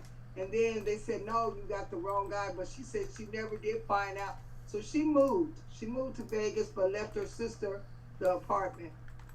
So I periodically check on them, and I check on with the community. We just had an event this past Saturday called Mass and Treats. And we had the pastor, Dr. Porter, to pray. They have the playground over there named after my grandson. So Morgan Fortune, she had to make sure that the steps was big enough so they can see our backyard. She did that purposely. And she owns a Fortune School, and she named it after T.K. Porter. So he came to our event Saturday and prayed us in and played with the children. And the community, all of them just, everybody stepped in to support us and help us. But now it's just that I sometimes I just can't go and I can't speak because I just feel so hurt because, it's like they're trying to forget about him. And every time we ask, I tell my daughter, I said, when are we going to go to court? So I called the lawyer. And the lawyer said, well, we can't do anything right now. Why do you guys keep putting this off? They're at Zoom meetings. You can have Zoom meetings to come for court. You can have something just to get some justice for my grandson. And I'm always being pushed on. So that's why I'm working with the community and activating for them. So that's what I'm doing right now. To keep my mind clear and work with the children. And thank you again for inviting me. No, you don't have to be sorry about anything, beautiful. Thank you so much for sharing that and sharing that beautiful space like that. Like, I'm in tears, like that is so beautiful. And that's why I really wanted you to come on tonight, because I wanted you to meet Archie Elliott's mom and her son. Before you got on, she explained what happened to her son, but her son was executed in Prince George's County in 1993, and she's been fighting non-stop. So we definitely wanted to embrace the faith with you, and also my sister Ann, and that's so much for you yourself. So I just thank you for sharing that. Anybody want to ask? I'll put in any comments. I'd like to say hi, Shaquita. Can you hear me? Yes, I met you in New York for the Eric Gardner memorial service. Do you remember? Good seeing you again. And you too. And I'm really sorry for you. Some things are so painful. It's hard to relate. Words don't always come when you're choking up, but they eventually come, and we do tell our stories. So thank you for being so strong. I wanted to also just thank you for your courageousness. It takes a lot for both, to talk about your loved ones. But what you're doing with the garden is amazing. I want you to keep going, and I know you will. I think it's a great healing mechanism. At one time I was writing. Now I'm just like, I'm ready to fight in a way of like getting out there on the ground, meaning. But I actually do like grief support. and I just try to make sure that people just channel into positive things. So gardening and, you know, like you said, that healing gardening, memorizing that your loved one, these are great things that you're doing. I would love, I mean, we're here in Baltimore City, but if it's ways that we can connect virtually or connecting with one another in the physical when all this is over, I would love to make sure that we all stay in contact, because this is something that we can do and be across the board. I've connected with people all over, and there are things that we can do to help, support your vision and to support your drive and mission. So again, that right there just touched me. I don't have a green thumb, but I do know that it's definitely a healing mechanism, and a lot of people, they continue to do that, and that helps them. So thank you so much for all that you're doing. Thank you. I have never gardened in my life. To Mother Roach, I met her through my community, and she's a farmer. She said, "What kind of vegetables you like?" I said, "Mustard greens, lettuce, bell pepper." So we got out there. My daughter, I had pictures. She showed me how to pick my greens. So she said, "Girl, your green sure is green." I said, "Yeah, because I be having I have a green thumb. I have plants all over my house, and just like pictures. I'm a picture." So, but anyway, I cooked the greens, and I put some turkey neck bones, turkey necks in it. And she said, "Mama, them greens was the bomb." And she told everybody at her meeting, because she was saying, I said, "You're not going to share with nobody at your meeting?" She said, "Mama, I only got enough just for me." I said, you should have waited till afterwards. But I have never in my life gardened. My mother, I wasn't taught nothing about. But now it is so beautiful. It's like you can talk to God, and it's beautiful. And this is my first ever in my entire life. So I feel good too about that garden. I am so amazed. So I thank God for her coming in my life. There was Raj Myers, and he's from Detroit. And she's been here for over 18 years. But she is a beautiful. I named her Mother because she's just amazing. Yeah, I call her my mother. But I thank God for her. And I know about gardening. Sequita, I just want to say hi. This is Bill, and I'm really pleased that you're able to go in the backyard now. Big step forward and some healing, and the fact that you're still looking out for everybody else in the neighborhood. You're a good role model. Thank you. Thank you. Mm-hmm. That is so beautiful. One, I wanted to just say that I feel lucky and privileged, as you say, amongst all these warrior queens tonight. I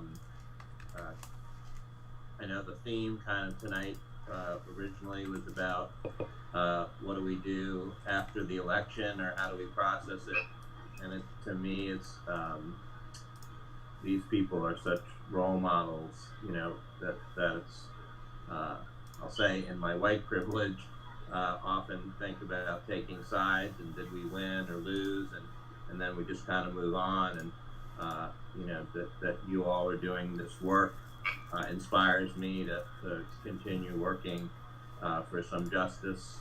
My only question really, and I know this is a little personal, and we're talking about healing, but I was just wondering if you feel like the work that you do, I know the wound that you have from the pain and loss that you've had in your life must be tremendous, unbearable, I can't imagine. But does the work in your community, you feel like that's something, a part of your healing process? I was just wondering. Well, I have good days and I have bad days. So I take one day at a time, and to keep me walking, like And that's what I get up in the morning. I get up at 5 in the morning and be on prayer line. And then after that, I just thank God for waking me up in my right mind and ask Him to help me, give me the wisdom and the knowledge and understanding and patience to go out and help with our community. And it's just like I said, it's not just our community, it's help with the homeless, help with everyone that I see that needs help.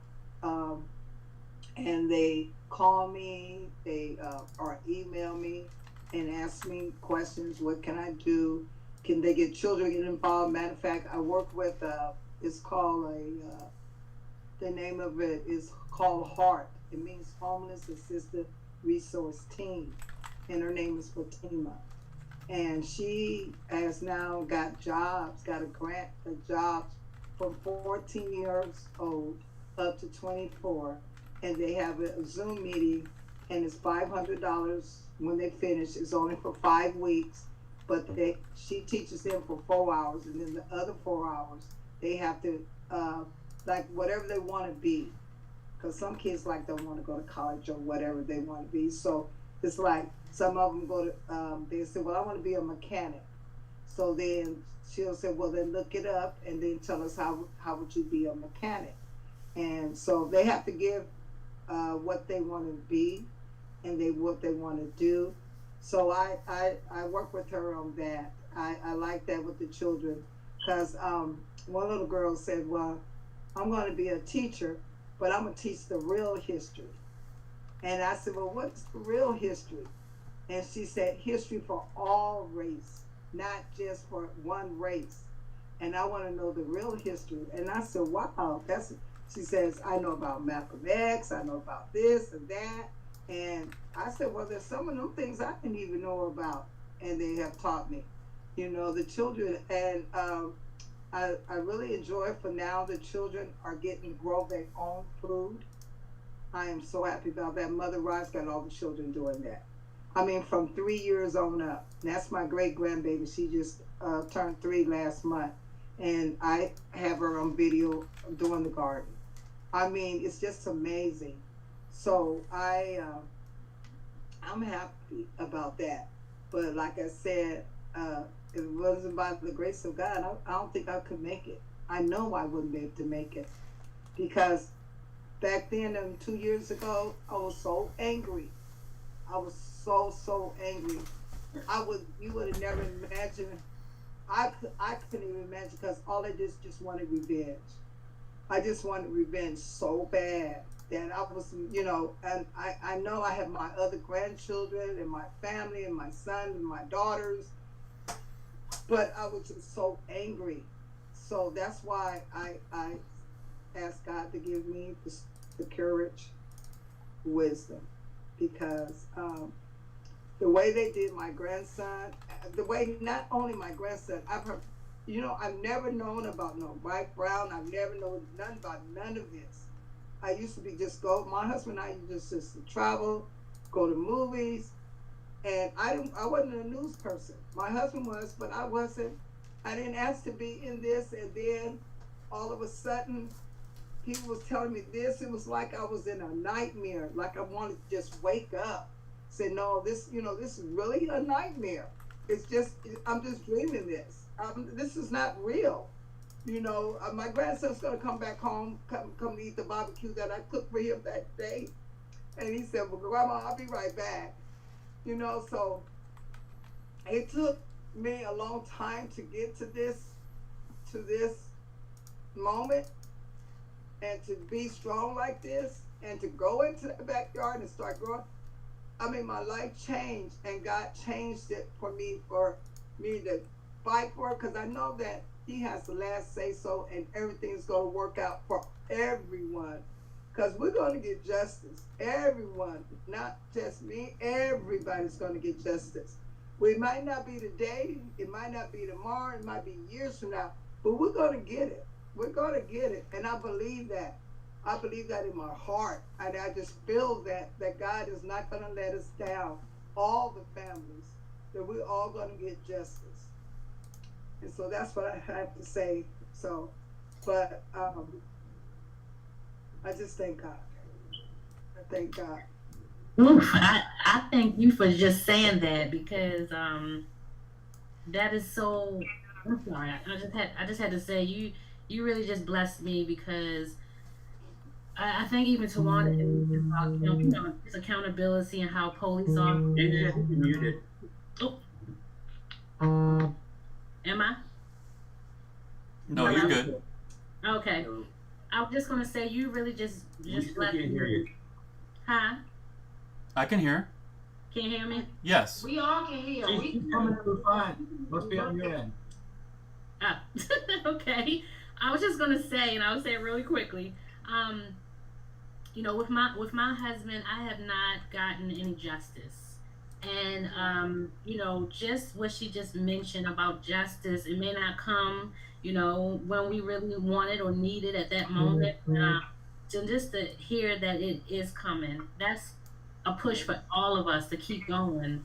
And you know that you're also helping people along the way. You're picking up people as you're going and doing your own fight. That's a blessing. And you know, like I said, fighting for reform, fighting for justice. There's no way that, you know, somebody can murder someone and be out on the street. And like I said, I do not have justice in my case. And there are so many other stories. But thank you for that, because sometimes, as you just stated, you can say what you were making your grandson, and I'm sure Miss Dorothy knows, and I'm sure Tawanda knows. Like, my grandmother had made my husband some chili. Like, I know every detail because it was traumatizing. And we will never be the same person. But we will always be fighters. And again, that was encouraging to me because sometimes I need that reminder. I mean, sometimes I know when she said all these titles that she, you know, that the community see me as, but sometimes the community don't see the Angie that's off of camera and off of Zoom or this see. I'm so sorry, not Zoom. But the person who actually cries because it didn't go the way I thought it was. But then when I turn around the next day or a week later, it's like, wow, you gotta kind of go through the process, you know, and sometimes the process is not pretty. I mean, look at a diamond and how it actually turns into that. And so, you know, continue to fight. And I'm so appreciative. And again, that just encouraged me because, as I stated, that is sometimes my weakest part, is knowing that I'm fighting a fight that I don't even have justice for myself. We're going to get it, though. Yes. Because God got the last say so. We're going to get it. Yes. Amen.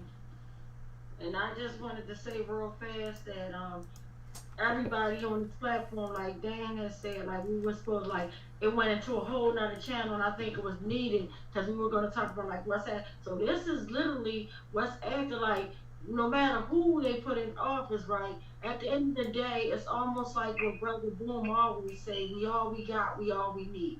And it's us that's gonna pull each other up, hold each other accountable, and just move forward. And oh my God, when you touch on the part about remembering that meal, and I just think about the day my brother was murdered and our meal was interrupted because we were at a restaurant, and then for me, after he got murdered, and when we finally released my car, I went, and for me to see that dinner, the 5 wings, the fries, like, and you could tell my brother had ate off of it, but for me to still see that in that car, that scarred me. Like, I will never forget that. Like, so people don't understand this pain until you feel it. Like, it's real. Like, you're forever traumatized. And then I even think about, so as we think about, like, the president and all this type of stuff, so I think about the guy that prepared our meal at this restaurant, and his name is Farouk, and basically he was deported because of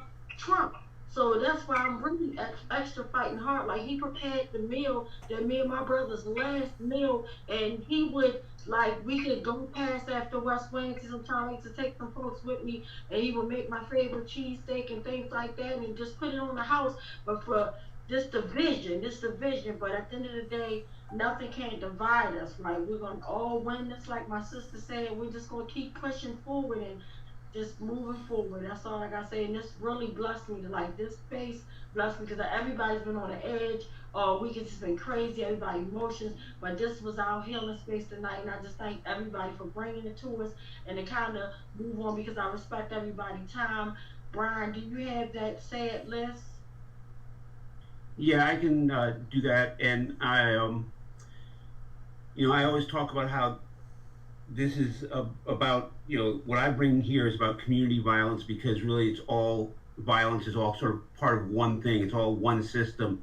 And certainly we need to really be attentive to the lack of accountability in police violence, but for the victims and their families, it's just violence.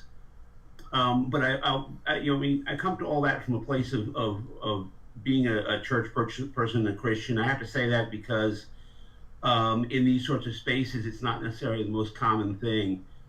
But I wanted to say, listening to everyone here, it brought me to a place, reminded me of a teaching that I heard about the way that Christ talks about essentially activism, and the way that God leads us to respond to violence. And you know, in the old, people are saying, well, what about, you know, I say I'm nonviolent because I'm Christian, and people say, well, what about the Old Testament? God was always smiting people, and you know, they're chopping off heads and everything. And if you look at it, whenever the Israelites went into battle, they would be like all prepared. They had this big army, and they'd get their asses kicked. But God would say to them, you're going to do it this way. And so they would like march around the city and blow horns, or they would hold their hands over their heads, or they would take a very tiny number of people. And then when they did what God told them to, they won. And when Christ came around, when he was talking about this, he talked about, you know, you're going to be living in the kingdom of God. And for Christ, everybody say, oh, your kingdom of God, heaven, it's far away, it's in the future, it's after you're dead. When Jesus talks about the kingdom of God, he's talking about people living here in this world. And what he said to his followers was, when he talks about the birds of the air and so forth, he says, you do what is right. You pursue righteousness. You do what, you know, you follow the golden rule. You love your neighbor as yourself. You keep doing that. And he says, and God will handle the winning part. Christians aren't called upon to win. We're called upon to struggle. And for me, when I deal with things like you know, this like last night and today, and I hear people, you know, hear you folks talk about, you know, the things you've done and all the struggles that you've gone through, that's what comes through to me is we are here to struggle. We are here to fight for what is right. And as long as we keep doing that, then, you know, then the outcome is in God's hands. And the outcome is, or, you know, Bill, you can call it history if you want, the dialectical, you know, movement of history. But if we maintain our struggle, then eventually the right will triumph. And I really believe that. And so that's my statement of what do we do from here. And so I want to put that out there as a positive thing before I go to what, as Tawanda always calls, the sad list. It's never easy. This one isn't as long as some. It's not as short as others. But these are the people who died here in Baltimore in this past week due to homicide and violence. And I would just ask you to mic check their names back so that we can hold them in our memories. Stephen Cooper, 49. Stephen Cooper. Stephen Cooper, 49. Harold Barnett, 20. Harold Barnett, 20. Harold Barnett, 20. Leroy Price, 51. Leroy Price, 51. 51. Maisha Marable, 37. Maisha Marable, 37. 37. Antonio Eubanks, 37. Antonio Eubanks, Antonio 37. Eubanks, 37. Dondi Johnson, 34. Dondi Johnson, 34. Thank you. Thank you so much. And before he started to say this, you guys got church for free. Not gonna pass around the basket or anything. Not gonna do no virtual cash app or none of that. So y'all got church for free, and I thank you, Brother Brian. And Uncle Bill, do you have that said list of police brutality? Yes, I do.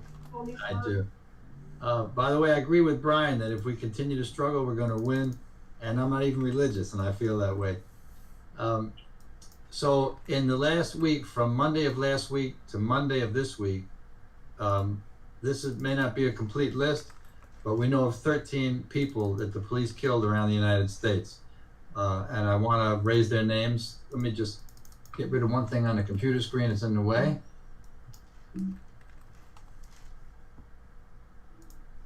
Okay, I'm back. So starting on Monday last week, in Utah, 38 years old. Please repeat the name after me. Isaac Christensen. Isaac Christensen. Isaac Christensen. On the same day in Tennessee, 35 years old, Clifton Spencer. Clifton Spencer. Clifton Spencer. In Nevada, 34 years old. On the same day, Maurice Parker. Maurice Parker. Maurice Parker. And as a reminder, these are all individuals whose lives were stolen by the police. On the following day, on the 28th, from Kentucky, 44 years old, Benny Beebe. Benny Beebe. Benny Beebe. Also on the same day, in Arizona, 35 years old, Charles Arvizo. Charles Arvizo. Charles Arvizo. In the state of Washington, 21, Kevin Peterson. Kevin Peterson. Kevin Peterson. In Texas, 43 years old, Frank Murphy. Frank Murphy. And then on the 31st in Tennessee, 44 years old, Daniel Johnston. Daniel Johnson. On the 1st of November, there was a man in Washington that was killed by police. Another man in Indiana was killed by police, and another person on the following day in Massachusetts also killed by police. None of them have been identified as of yet. On the 2nd, which was 2 days ago, in Maryland, oh no, I'm sorry, Montana, I thought it was a D. These glasses need a little cleaning. I'd like to honor the name of Caleb Slay. Caleb Slay. And also 2 days ago in Massachusetts, 39 years old, John Malone. John Malone. John Malone. And we've completed all the names that we're aware of. All right. Definitely thank you for sharing that. Anybody else want to share anything before we wrap up and I give our final closing thoughts?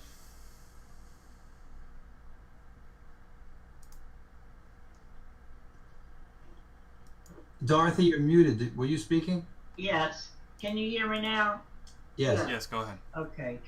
Speaking of how, I'm sorry? Go ahead. You're good. Okay, speaking of how we cope, we have to believe in a higher power. And I think of what a friend of mine said, that you can always talk to God when you can't talk to anybody else. And that has helped me a lot.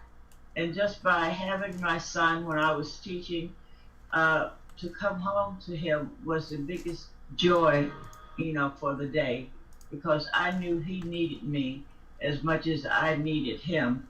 And what has been therapeutic for me was gardening a lot before my son was killed. I've done some after that, and I have beautiful flowers, and the neighbors would come and say, your yard is so pretty. But then over the last couple of years, I haven't done very much with that. But my big project that I'm proud of was starting the scholarship fund for my son.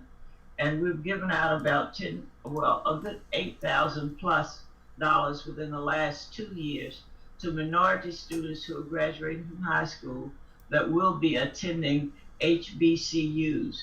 And that is one of the requirements that I had in order for them to be a recipient of the scholarship.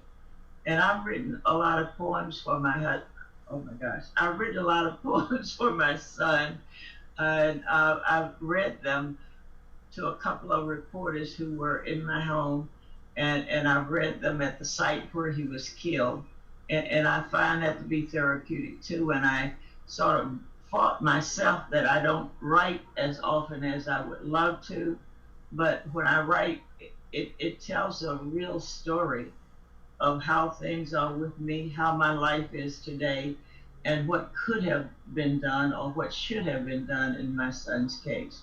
So having a strong foundation of church friends and a belief in God does really help.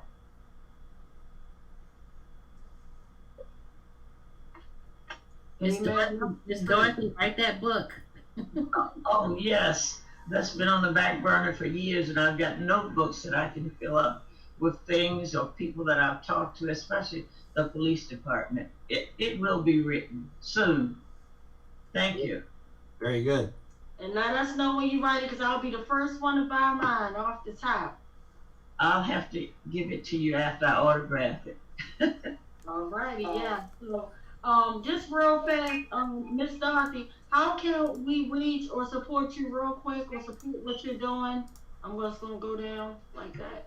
Okay, I thought I had sent you one of the pocket cards that I recently had made, and this tells a narrative of Artie's story, and on the back it tells about the scholarship. But if you go to www.justiceforarchie.com, you'll be able to see the information. The website is not totally complete, but it has enough information from the card and also an interview with Channel 4 with Pat Lawson News. It will be updated soon, but you can get information from there. justiceforarchie.com.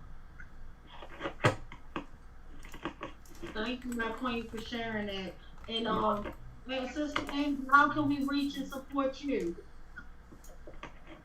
So I'm on every social media outlet. I am everywhere. So just go to my website at www.angiewinder.com, and everything's going to be on there of all of my community work and how to stay connected with me on social media or any kind of upcoming events. So again, it's just simply my name, angiewinder.com. Nice. My sister Shaquisha, how can we stay in contact with you or support you and stuff on Clark and everything you're doing? Okay, you can get me through Sweequita. It's SWEEQUITA at at.net with my email.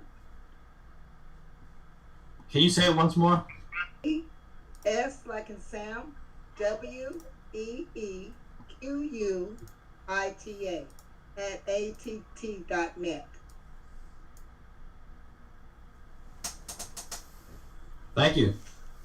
You're welcome.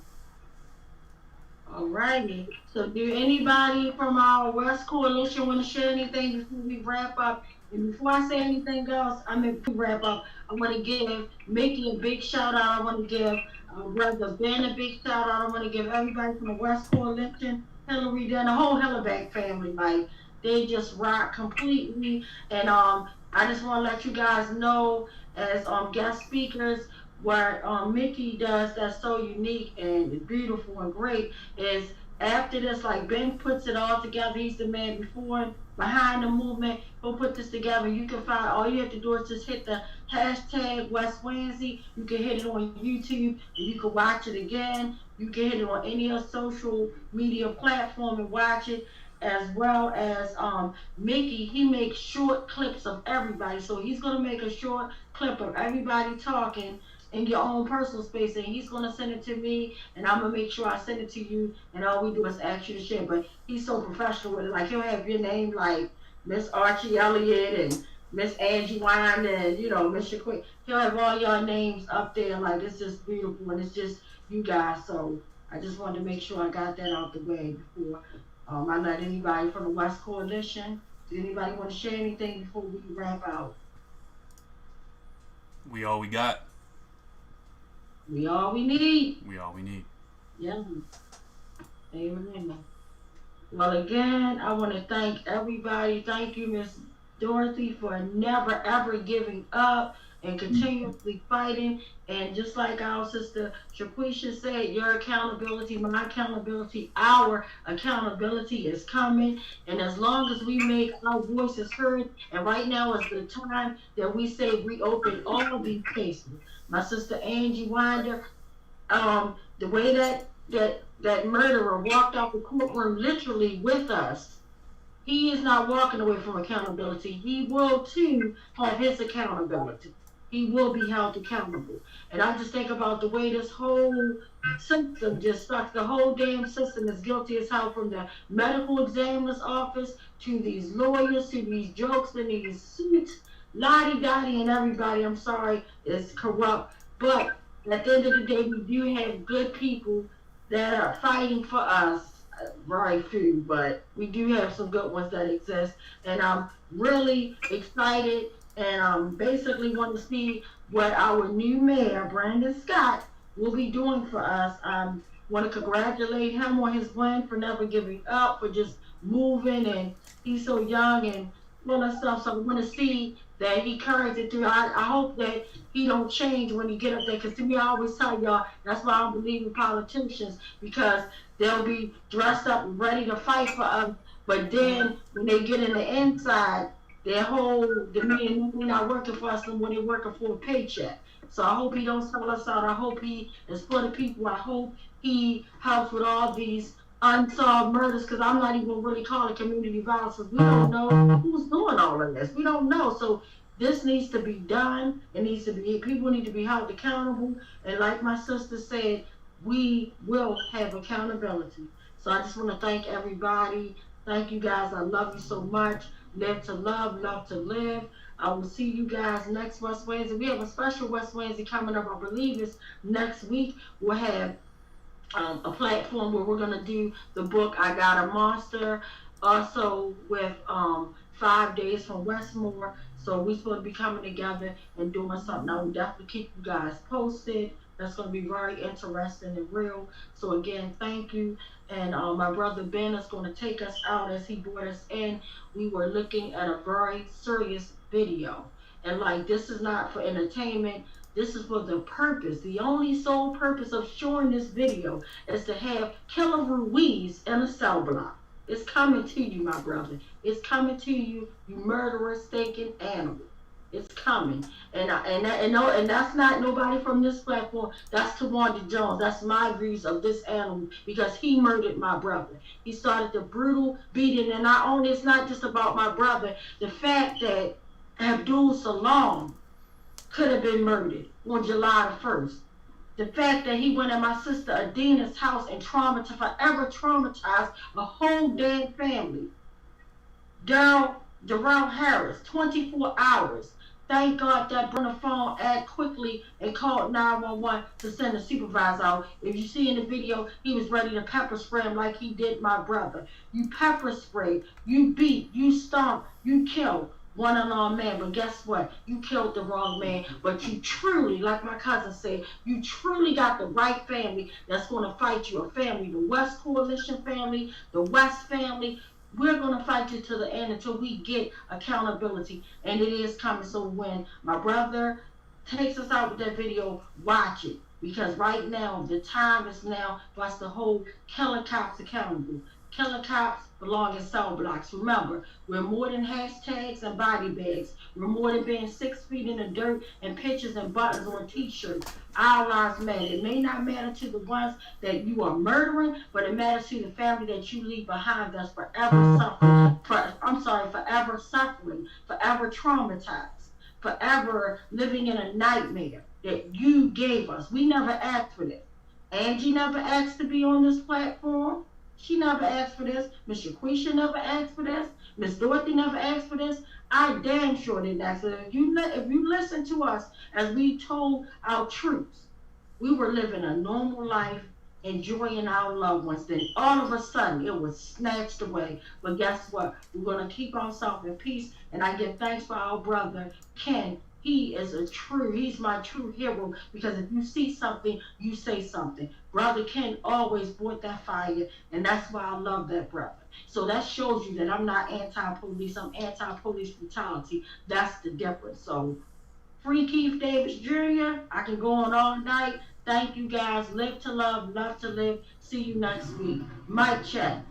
Mic check. Mic check. Mic check. Mic check. Mic check.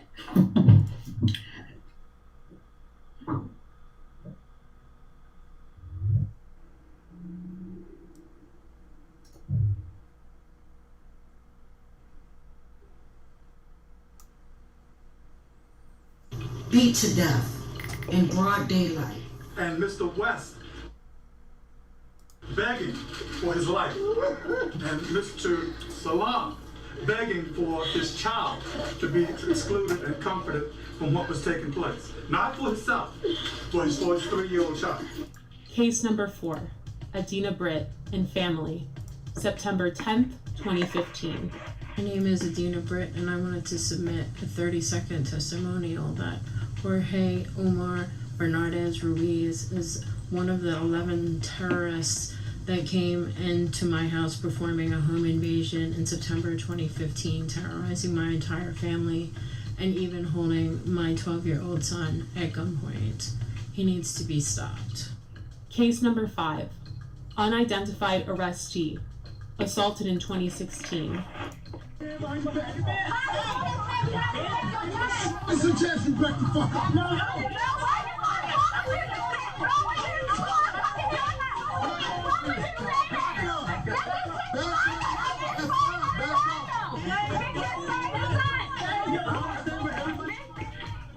Again, this video did not surface until the summer of 2020.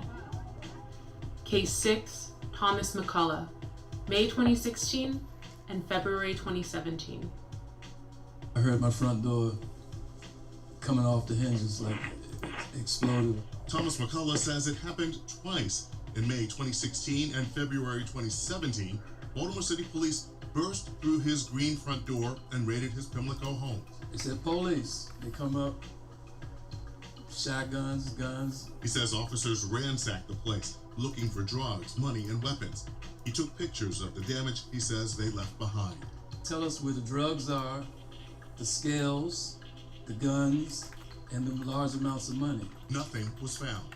Now he's suing police, claiming officers, including a former member of the Gun Trace Task Force, frightened him, his wife, and father-in-law when the officers conducted what his suit calls an illegal search of his home. The owner of the house tells 11 News after the second raid, he had to replace the front door. McCullough and his attorney say they want Baltimore police held accountable. There is a colossal breach of trust. And McCullough tells us following both raids, no one was arrested or charged. This all begs the question, when will Baltimore City State's Attorney Marilyn Mosby see the prosecution of Bernardez Ruiz as warranted? They were the stopping officers in these so-called jump out cars, unmarked and so forth, that stopped both the West vehicle and the Salam vehicle without probable cause. And these officers are the ones that also were joined by others, but they are the ones who initiated the stops, pulled both men out of the vehicles, and commenced the vicious activity that was thrust upon them. And the Officer Ruiz that started this attack is still working and working with promotions. He is now sergeant, but the fact that this repeat violent offender had a history leading up to my brother. There was Darrell Harris, there was James Green, Joseph Green, Abdul Salam, and my sister Dina and her family. No one family deserves to be brutally murdered or brutalized by this repeat violent offender Ruiz. It is time we take action. The time is now. Baltimore police officer Jorge Bernardez Ruiz is a repeat violent offender. Based on these accounts, in accordance with the law, we, the West Coalition, call for him to be fired, prosecuted, and incarcerated. We're more than hashtags and body bags. We're more than being 6 feet in the dirt and pictures and buttons on t-shirts. Our lives matter. For the safety of our city, the prevention of further harm, and the justice for these families, we see no other option. And again, I'll say, the time is now.